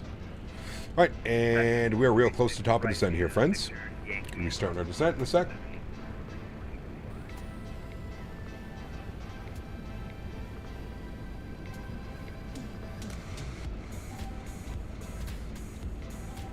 United 1970, descend and maintain 3000. Anyone else have Microsoft tell you insert game disk to continue? My good friend Mr. Tony Baldo here in chat all the time has that issue, and I have no clue.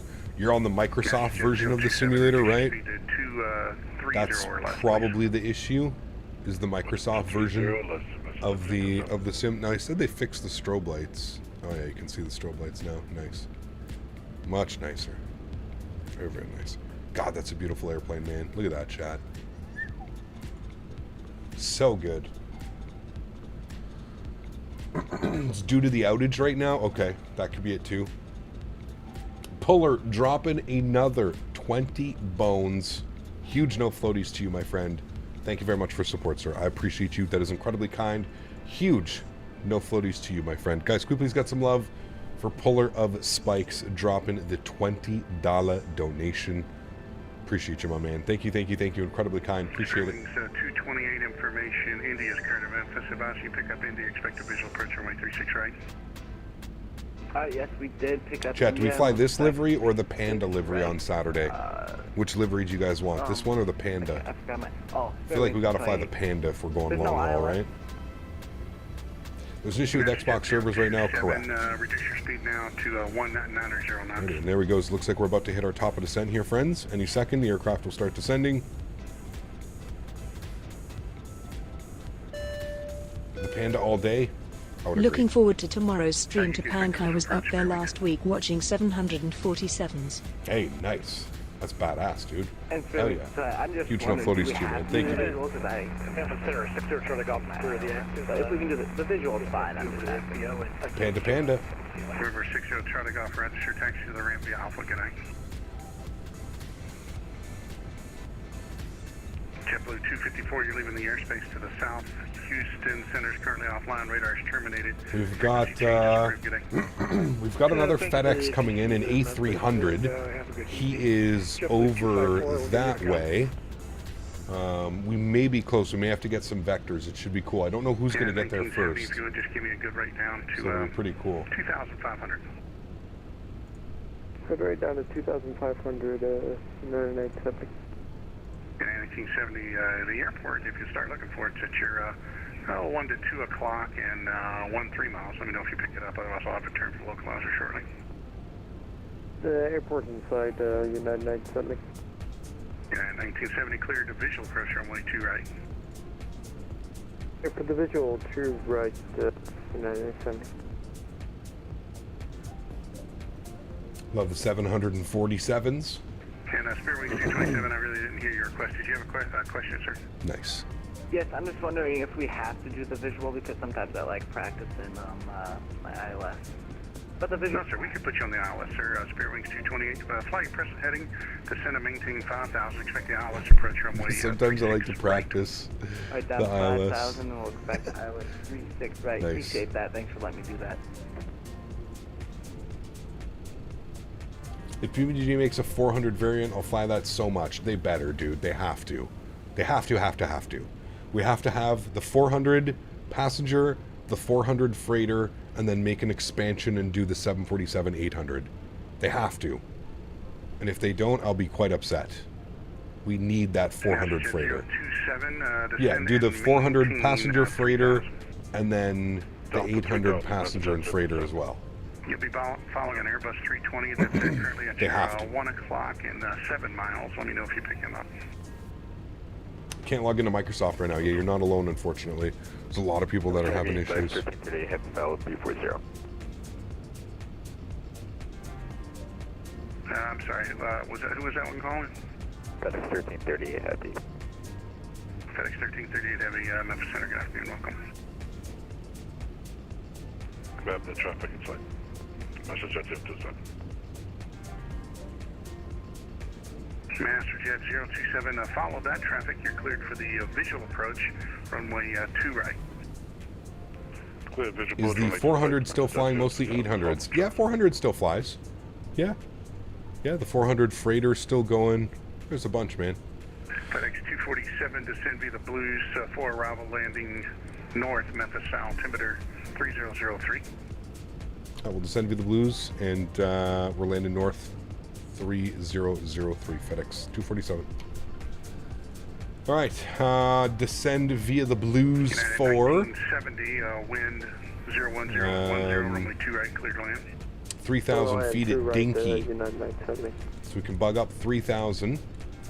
That'll be descend via 3,000 at Dinky. And we're landing north, so again, we're going to expect 36 right. It's perfect. Everything has worked out the way that we figured it was going to plan out, friends. Saw 400 this afternoon, flew over my house on the way to Heathrow. Yeah, 400s are still going, a lot of them. There's still passenger 400s flying, isn't there as well? Would you land at Pristina? Where's that again? Sorry.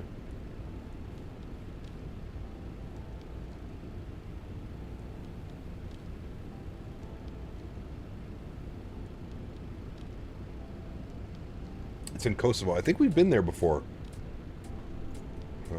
I think? I don't know. It's been a while if we have been there. But yeah, if you'd like to see me fly somewhere again, throw it up in the join the Discord and throw it in the flight suggestion channel. Memphis Center, Lufthansa Cargo 8164, 5 miles from Bravo Whiskey Golf VOR, flight level 360. Lufthansa 8164 Heavy, Memphis Center, your radar contact is coming up on Bowling Green. Maintain flight level 360. Maintain level 360, Lufthansa Cargo 8164. Looked at the temperature, went up 1 degree. What's the temperature there for you, Dan, right now? We're on the ground message requesting. I'm assuming that's probably coming this way. Start push back and prove. What's the temperature up there for you? It's like, I think it's like 15 degrees outside right now, Dan, here. What are they saying? 18 degrees right now. It's going down to 13 tonight. Wings 228, descend and maintain 3,000. What was that altitude again, sir? Descend and maintain 3,000. Well, everyone's waiting for the 777 freighter and 200 ER, including the 74s. Yeah. We're all waiting, right? If you take 18 left on Saturday, the RNAV is to Riz. Hey, nice. All I want to do is move small flight before bed, then Microsoft fix your servers.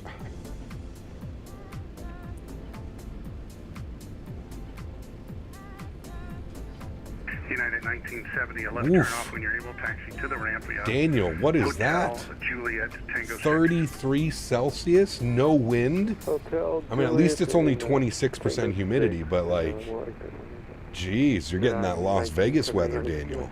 It's made its way all the way up there. 1338 at Palace discretion, descend and maintain flight level 240. You had 15 to 18 a couple days ago. That's what I like. Yeah, that's my favorite. The cloud out there, chat. It's that moon. The moon lighting up all the clouds. I love flying in the sim when there's nice moonlight, the way that it's like that. The clouds reflect the moon so well when you're up above them. It's awesome. I love it. Love the visual aspect of that. Looks so damn good. It's back up. Microsoft fixed it. Hey. There we go. 42 Celsius? Jeez. Alpha Sierra Yankee 105, you're leaving my airspace to the south. Houston Center's offline. Radar's terminated. Frequency changes approved. London's 18C with 74% humidity. Thanks very much. I'll be 105. Excuse me. FedEx 247 Heavy I agree, Tom. information. India's current at Memphis. Advising of India, expect a visual approach runway 36 right. We've got India on board and we'll expect the visual approach runway 36 right. FedEx 247. Thank you. Ultimate Frisbee got you last night. It was 22 and sunny, no wind. Perfect. Ooh, nice. 3003 on the altimeter. Good. We do have ATIS information India, which we read out earlier, chat. We've even got it here. ATIS information India.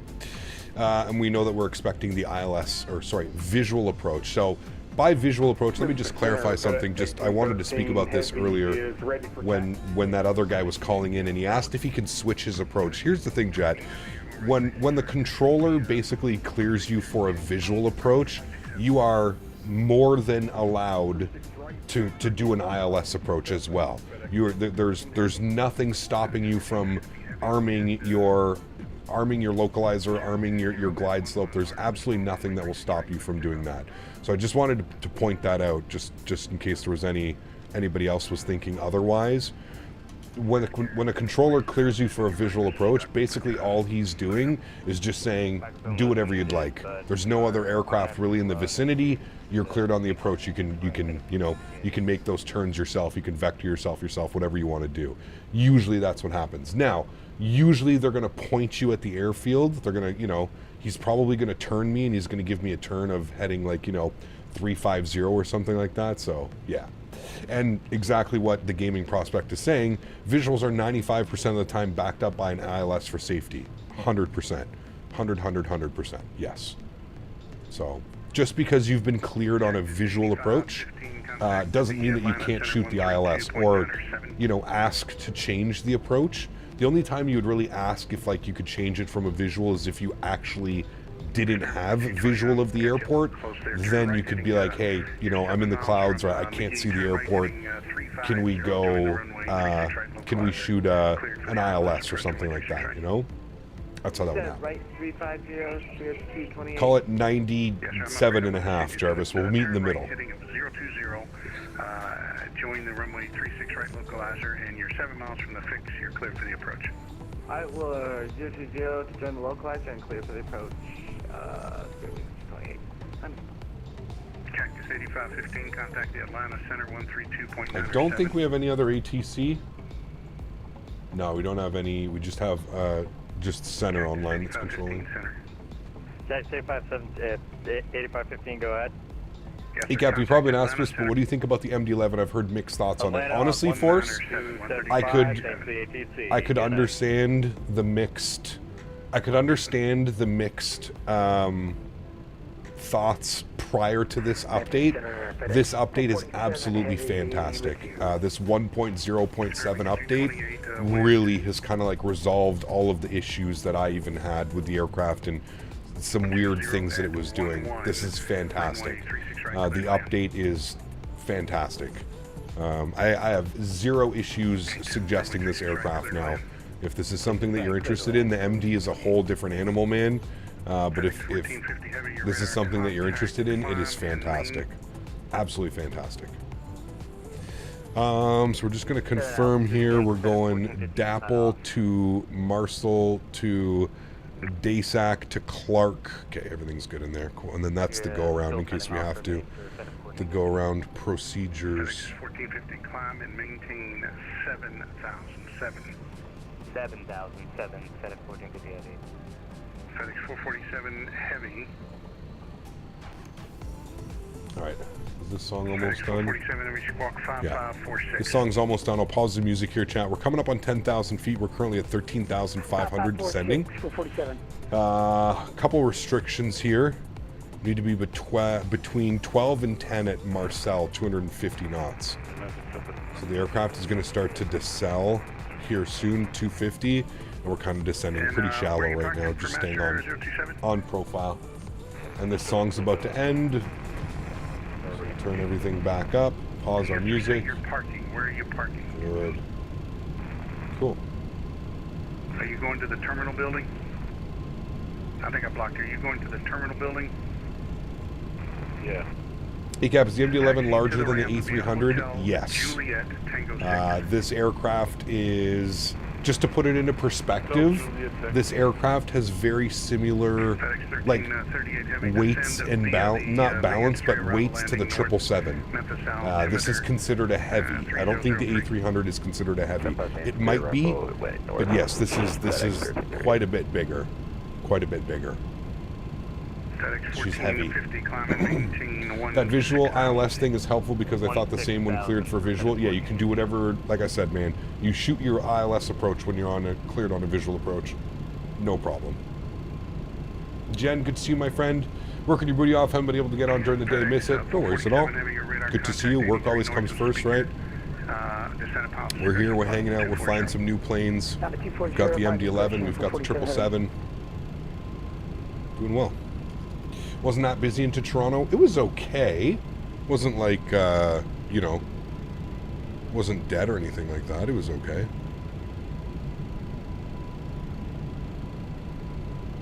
Clearing 220, I got a question.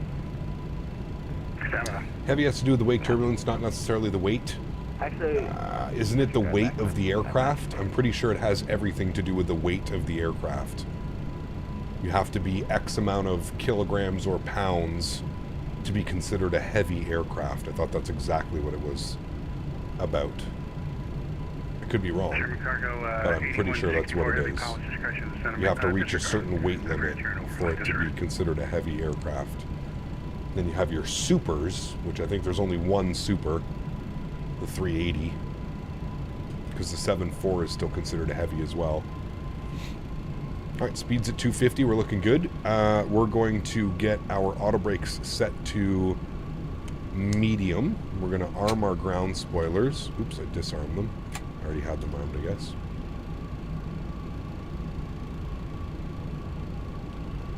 And we are at 11,700 descending. I think we're staying perfectly on profile. Yes, between 12 and 10. We just passed Marcel. We're now direct Dassic. We need to be between 11 and 9 at Dassic. Looking good. We're 5 miles from Dassic. And we're currently coming up on 11,000. We're at 11,500. There's 2 other supers, is there? Like the Antonov or something? Man, look at this sim right now, coming into Memphis. Sheesh. That's gorgeous. The way the clouds are being lit right now by that full moon up there. Man, oh man, oh man, oh man. Absolutely beautiful, Chad. I don't know how much you're seeing of that. FedEx 765, heavy ready for taxi. FedEx 765, information is current runway 36 center, taxi via Charlie. Anyone get any deals for Prime Day? I was gonna order a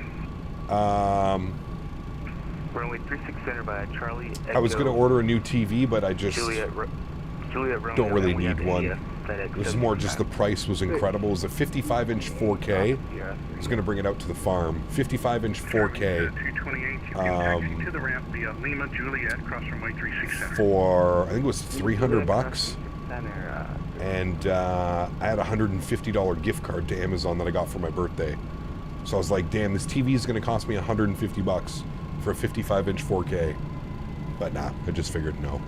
It's not worth it. I don't really need one. I just bought a 4K TV a couple years ago anyways, and I barely use it in my living room. So mark it down. FedEx 1450, heavy climb, maintain flight level 370. I don't know if I get it. All right, we're coming up on 10,000 feet. Landing lights will come on. We're at our runway and wings, and logo light can come on as well. Ooh, look at us, chat. Real nice. Real nice into Memphis tonight. OLED TV? No, it's nothing fancy like that, man. It's just a, it's an LED. LED, 120 hertz. Nothing crazy fancy. 4K. 210 speed limit. I'm going to select 210. Good. And I'm going to go slat extension, which is going to help maintain our speed. I don't want to get too fast.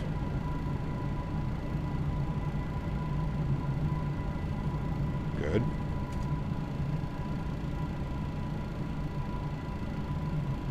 And we are descending. And what do we need to be? We need it to be Diggle between 6 and 8 at Diggle. We're coming up through 9. Diggle is 3 miles out. Should be perfect. Should be passing through at about 8,000. Why does your aircraft look so much better? What do you mean? Stabilizer motion. Stabilizer motion. Yeah, that's approved for FedEx 1450. Roger, we'll call you back. Thanks for FedEx 1450. Thank you. Alright, ground spoilers armed, auto brake medium is set. We've got our minimum set, 535 on the barrel. We'll just confirm that those numbers are correct. 1338 information. 535 is correct. Good. And then is that airplane... Where is he? Yeah, we'll start 36, right, FedEx 1338. FedEx 247, heavy descent unrestricted, descent and maintain 3,000. Unrestricted 3,000, FedEx 247. Alright, so unrestricted, that means that we're going to want to give it a nice descent rate. We'll go like 1,600 feet per minute. Aircraft should be able to handle that, no problem. He basically is just saying get as low as you can because I'm going to vector you in now. That is essentially what that means. And I think that other airplane from Korf. Where's Korf? K-O-R-F, chat. Where's that? Korf. He's coming in from Orf, wherever the hell that is. And he's actually up over this way. Just confirming we're able to FedEx 1338 coming in. We're going to get vectored in right before him. Norfolk, got you. That'd be cool. Flies in an A300, Norfolk to Memphis. Right, unrestricted, we're going to keep descending. 1,800 feet per minute now. He's going to give us some Victor vectors. We've got Memphis right over there. Looking good. Memphis Center, FedEx 1613 Heavy. Love the trim sound and stabilizer motion orals of the MD-80 and the MD-11. It's pretty crazy. They let you know for sure that things are moving and doing things, you know what I mean? Chat, please do me a favor. Don't forget to smash down that thumbs up button if you haven't done so. Let's get the stream up to at least 150 likes. That would make me extremely happy. If you are enjoying the content, you are enjoying the streams, don't forget to smash down that thumbs up. Appreciate you guys big time, man. Thank you to everybody who already has contributed to your streams. Appreciate you guys, man. Okay, would you try the FT Sim sound pack for the Indybuilds A300? Interesting. The A300 has really good sounds as is. 447 Heavy descend via the Blues 4 arrival landing north. Memphis altimeter 3003. Alright, we got that loaded in. Right, coming through 5,000 feet now and descending. Sure, we're going to get a right turn sometime soon. I think the intercept was 3,000 at Hadan. So it's probably going to get us, like, basically probably right here vectored in. And we're technically on the visual, so, yeah. Got a like on both your accounts? Thank you, Bob Tech. Appreciate you, man. 247 Heavy, turn right, heading 270, descend and maintain 2,000. Right turn, 270 will descend and maintain 3,000, FedEx 247. Yes, sir, the altitude is 2,000. 2,000, thank you. All right, 270, 2,000. Heavy, fly your present heading. I'm going to go like 500 feet per minute. We don't need to do anything crazy. Down to 2,000 feet, 500 feet per minute. There's the vector over that we were expecting. FT Sim ruins a lot of A300 sounds, like no sounds at all, and the McDo and barely sounds better. Yeah, I think I'm just going to leave my A300 sounds alone. I don't really have any issues with those sounds either. I think they sound pretty nice.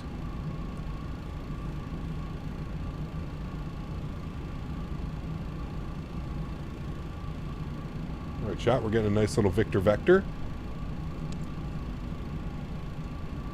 Speed's good at 210. We can just hold it there. We can go to our init ref. FedEx 247 Heavy, turn right, heading 330. Join the runway 36 right, localizer. Right turn 330 will join the 36 right localizer, FedEx 247. All right, 330 on that, and 155 on the V approach speed is what we're looking for. Alrighty, beautiful. Down to 2,000 feet, descending through 3,200 now. Wonderful. How's the Flight Factor 777 not released yet? Just realized that. Well, like I said, man, it's I don't want to start any arguments, man, but you know why Flight Factor released their airplane, because they knew that the PMDG aircraft was coming out and that it was pretty much going to be good night for them. Like I said, I have a funny feeling that people are going to be waiting quite a while for the VNAV. Now, all the content creators are going to be the first person to tell you that, oh yeah, it's the VNAV is coming soon. It's almost done. It's in beta. It's in alpha. I don't think so, man. I mean, that aircraft has been in development for the better part of 5-6 years now. If they're not close, then yeah, I just don't see it, man. I'm sorry. I just don't see it. 15 degrees, I think people are going to be waiting a while, man. Yeah. But I think eventually it will be a good airplane. The international airport is 12 o'clock, 8.5 miles, report to field. Got in sight, FedEx 247.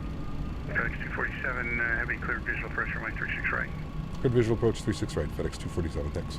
2,500. 2,500, chat. We don't need to drop any gear yet, but I am going to start rolling back the speed. We're going to go 170, and glide slope's coming alive very slowly, but glide slope is almost alive. I'm going to go flaps 28 degrees. I think I can do that without gear. It might start yelling at me. My gear's not down yet. We're going to drop the gear now because we're about to intercept glide path.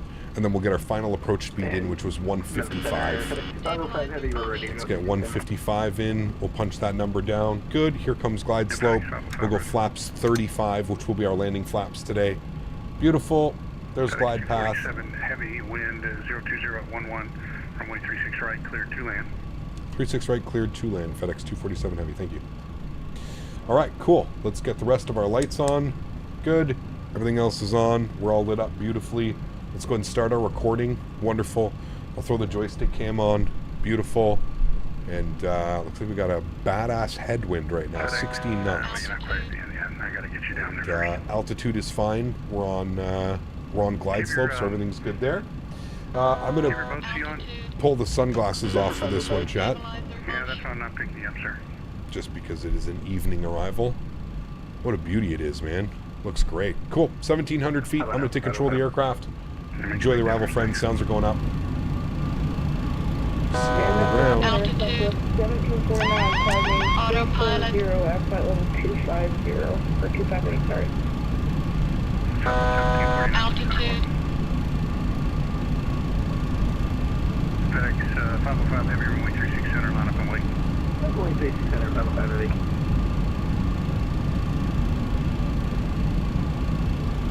See how much easier it is to control and keep on slope now?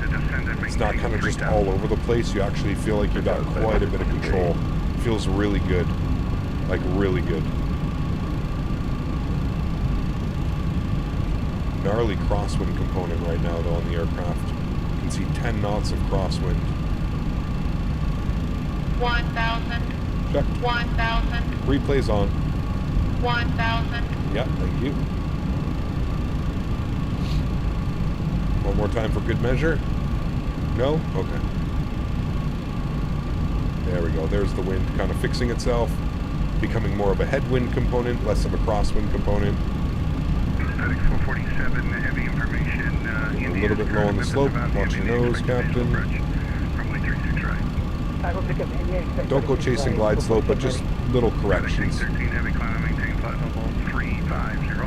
500. 350, FedEx 1813 heavy.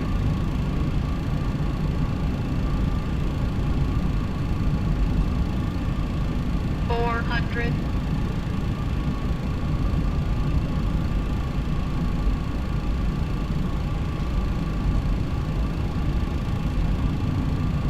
300.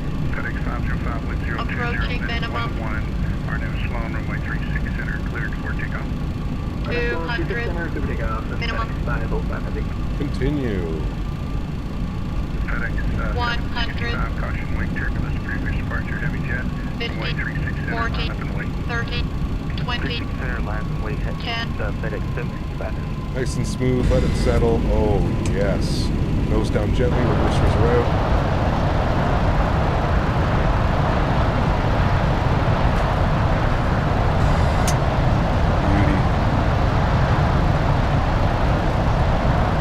Reverser stowed.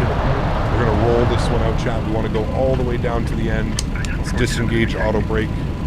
Keep this rolling all the way down to the end if we can. All the way down, chat. All the way, all the way, all the way, all the way. Trust me when I say all the way. We want all the way. We want to hit like Yankee 3. All the way down.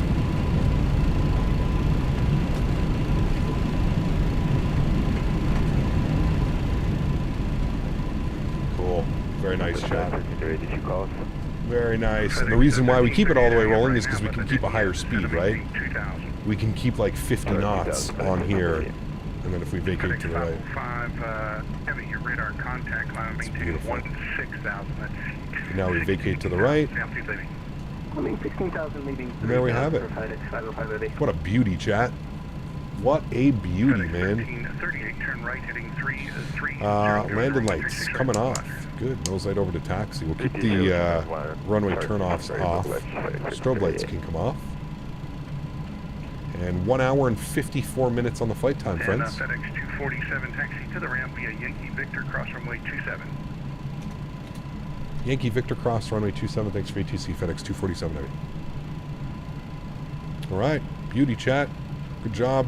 Great flight. Target 535. I feel like that was an absolute greaser. 1.14G, 168. FedEx 765, heavy wind 020 and 11, RNAV. That was a good one, chat. We'll stop the recording. We'll be able to watch that afterwards. What a beautiful approach, man. Like I said, dude, this aircraft is literally night and day than what it was maybe about a week ago, in my opinion. It is much better now. Much better. Let's pull up the EPU. Let's get ourselves into the ramp. Let's clean up our ground spoilers, clean up our flaps. Good. Nice. Thank you for giving me something to watch while Microsoft was down. Appreciate it, man. Do you have a mod for the ground lights, or is that the scenery? That's the scenery. Yeah. A lot of third-party scenery. We want to go here down to stand, let's say, like, where did the real aircraft park? Hold on. Let me see where the real one goes. Real one goes, they do go all the way up there. Cool. Let's take like 261 if I can find it. We were cleared to cross the runway, so we're good to go. Ramp 261. Can I find 261, chat? Hey, I think we will. 261. There it is. No. Good. Cool. So we're cleared to cross the runway. The only thing you would usually do crossing the runway is, I believe, you get the strobe lights on. So strobe lights will come on as you cross the runway. Any active runway, you have your strobes on. We're hauling ass into the ramp. FedEx 765 heavy passing 2,400. Alrighty. Now we're crossing again. 765 heavy Memphis radar contact. Strobe lights come off. And we'll go and park ourselves up over here. 261 was the ramp that we selected. It's going to be our second left after this turn. Beautiful.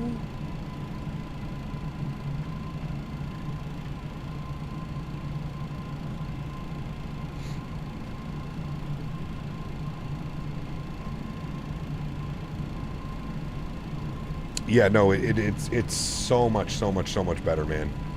After the last update, it's not even, like I said, dude, it's night and day, and I legitimately mean that. It's night and day, the way that this aircraft handles now. It's not even, you can't even be like, oh, compare it to how it felt before. It's completely different.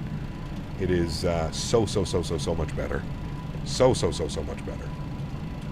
I hate how it keeps going. And the Memphis Center, Lufthansa Cargo 81. Is this the AMSIM VM World? It is, correct. Yeah. Lufthansa Cargo 8164 Memphis. Any chance we get an early handoff to Unicom? We were going to ask for time away, but we noticed it's only a few minutes close time for you.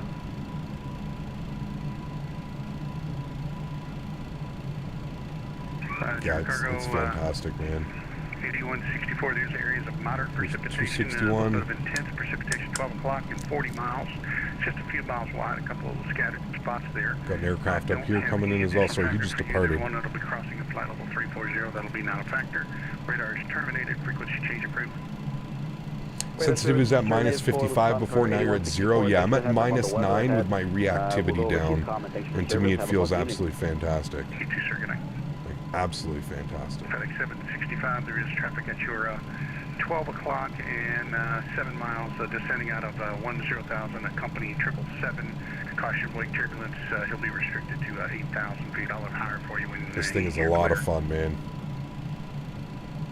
There's something super special about flying some heavy cargo as well. It's just so satisfying. So satisfying. Sorry, it's coming a little spicy there. FedEx 447 company traffic is at your 12 to 1 o'clock and 6 miles. Alrighty. And there we have it. Park brake comes on. Good. Just to point out there. APU is on. Gens are on. Bleeds are on. Engine number 2 is off. 3 is off. 1 is off. Ladies and gentlemen, welcome down. After 1 hour and 54 minutes. Are we early? We're 1 minute late. Sure. 1 minute late, chat. Still a great flight, man. Thoroughly enjoyed that one. Again, if you haven't done so, don't forget to smash down that thumbs up button. Hope you guys did enjoy that one. I'm calling that an absolute greaser, chat. 168 foot per minute, 1.14 on the G with an 11 knot headwind. Definitely taking that all day long, my amigos. There's our beautiful MD-11. Great flight. This airplane, man, it's only getting better and better. It's exactly what you want out of it as well. It is exactly what you want to see. Cool. Let's get the aircraft ready to go again. Let me put the flaps down to 35 degrees for our arrival. I'm going to change the time so we can actually see the arrival. If I were to do a replay right now, you wouldn't be able to see anything, so I'm going to actually bring it back a little bit here. All the lights are on. All the lights are on. That's all set. All right, cool. And we're just going to give it a second here. Going to let all the engines spool back up, and then we shall watch our replay, amigos. We're disconnected from the VATSIM servers. Great ATC today. Ended up having Toronto Center out of Toronto, and then we ended up having Cleveland Center, and then we ended up picking up Memphis into Memphis Center into Memphis. So almost full ATC for a Thursday night flight. Gotta love it, man. Absolutely awesome. Cool. Engines are spooled up. Flaps are sitting 35 and ready to go. That means one thing, chat. Let's hit that replay, shall we? Replay, good. Let's pause replay. Let's bring this forward a little bit. We don't need to watch all of that. We're about like 1,000 feet. Should be good, like right about... There's about 1,000 feet right there. We'll call it right about there. Trim, start here, yes. Resume replay, good. Cool. Let's pop outside. We'll have a look-see at this one. Gonna take this time now to thank my mods, my donators, and my sponsors. Without you guys here, this is not possible. Seriously, thank you all so much for everything that you do for the channel. You guys are the backbone. You guys allow me to do this, and for that, I am forever grateful. We also want to say thank you to everybody who, you know, can't support with a monetary value, but supports being here in streams, smashing down that thumbs up button, hanging out with us. I appreciate every single one of you guys, man, that comes in and makes these streams possible by hanging out, flying with me, and just enjoying Flight Sim as much as we enjoy Flight Sim, guys. So, you know the plan for the rest of the week. Saturday is going to be an absolute banger. We're going to be leaving Memphis, and we're going all the way up to Anchorage. Almost a 7-hour flight. It's just over 6.5 hours. It's about 6 hours and 40 minutes, I believe, is the flight time scheduled for that flight. So that's going to be incredible. That's going to be a fun one. Longest flight we've taken in the MD-11, so we're really going to test it on that one. Sunday, we're in Japan in the 777. Monday, we're in Japan in the 777. Couldn't ask for a better week, my friends. It's going to be absolutely fantastic. Nice little hold it off there. Oh, what a beauty landing, chat. Center line for the win, holding that nose, bringing it down nice and gently, aerodynamic braking. That was a good one, my amigos. That was a good one, my amigos. Happy with that one. Probably like one of my better MD like through and through landings. I'm pretty sure that was beautiful. Austin, thank you very much, man, for the $5 donation. Can we get a jet view of the landing? It's so difficult to do a jet view, Austin. I have to set up like drone camera and then unpause the drone camera, and it's super difficult, man. At some point, I will hopefully 2024. We're gonna have a much better camera system, and we'll be able to get some actual like, because right now you can't make it follow the aircraft, which kind of messes things all up, to be honest with you, you know. But thank you for the support, Austin. I appreciate you. I will give you some wing views, some cockpit views. I will give you all kinds of other awesome views. Unfortunately, it makes it very difficult to do any of those other views. Guys, thank you again for being here. Appreciate y'all, man. Showing the support today. It was absolutely incredible. This afternoon streams, this evening stream, absolutely wonderful. Catch you guys all on Saturday. Happy landings. Have a great rest of your week. Enjoy your Fridays, and I will see you Saturday afternoon for our epic long haul into Anchorage. Happy landing, my friends. Let's see a bunch of see-yas in chat. See ya!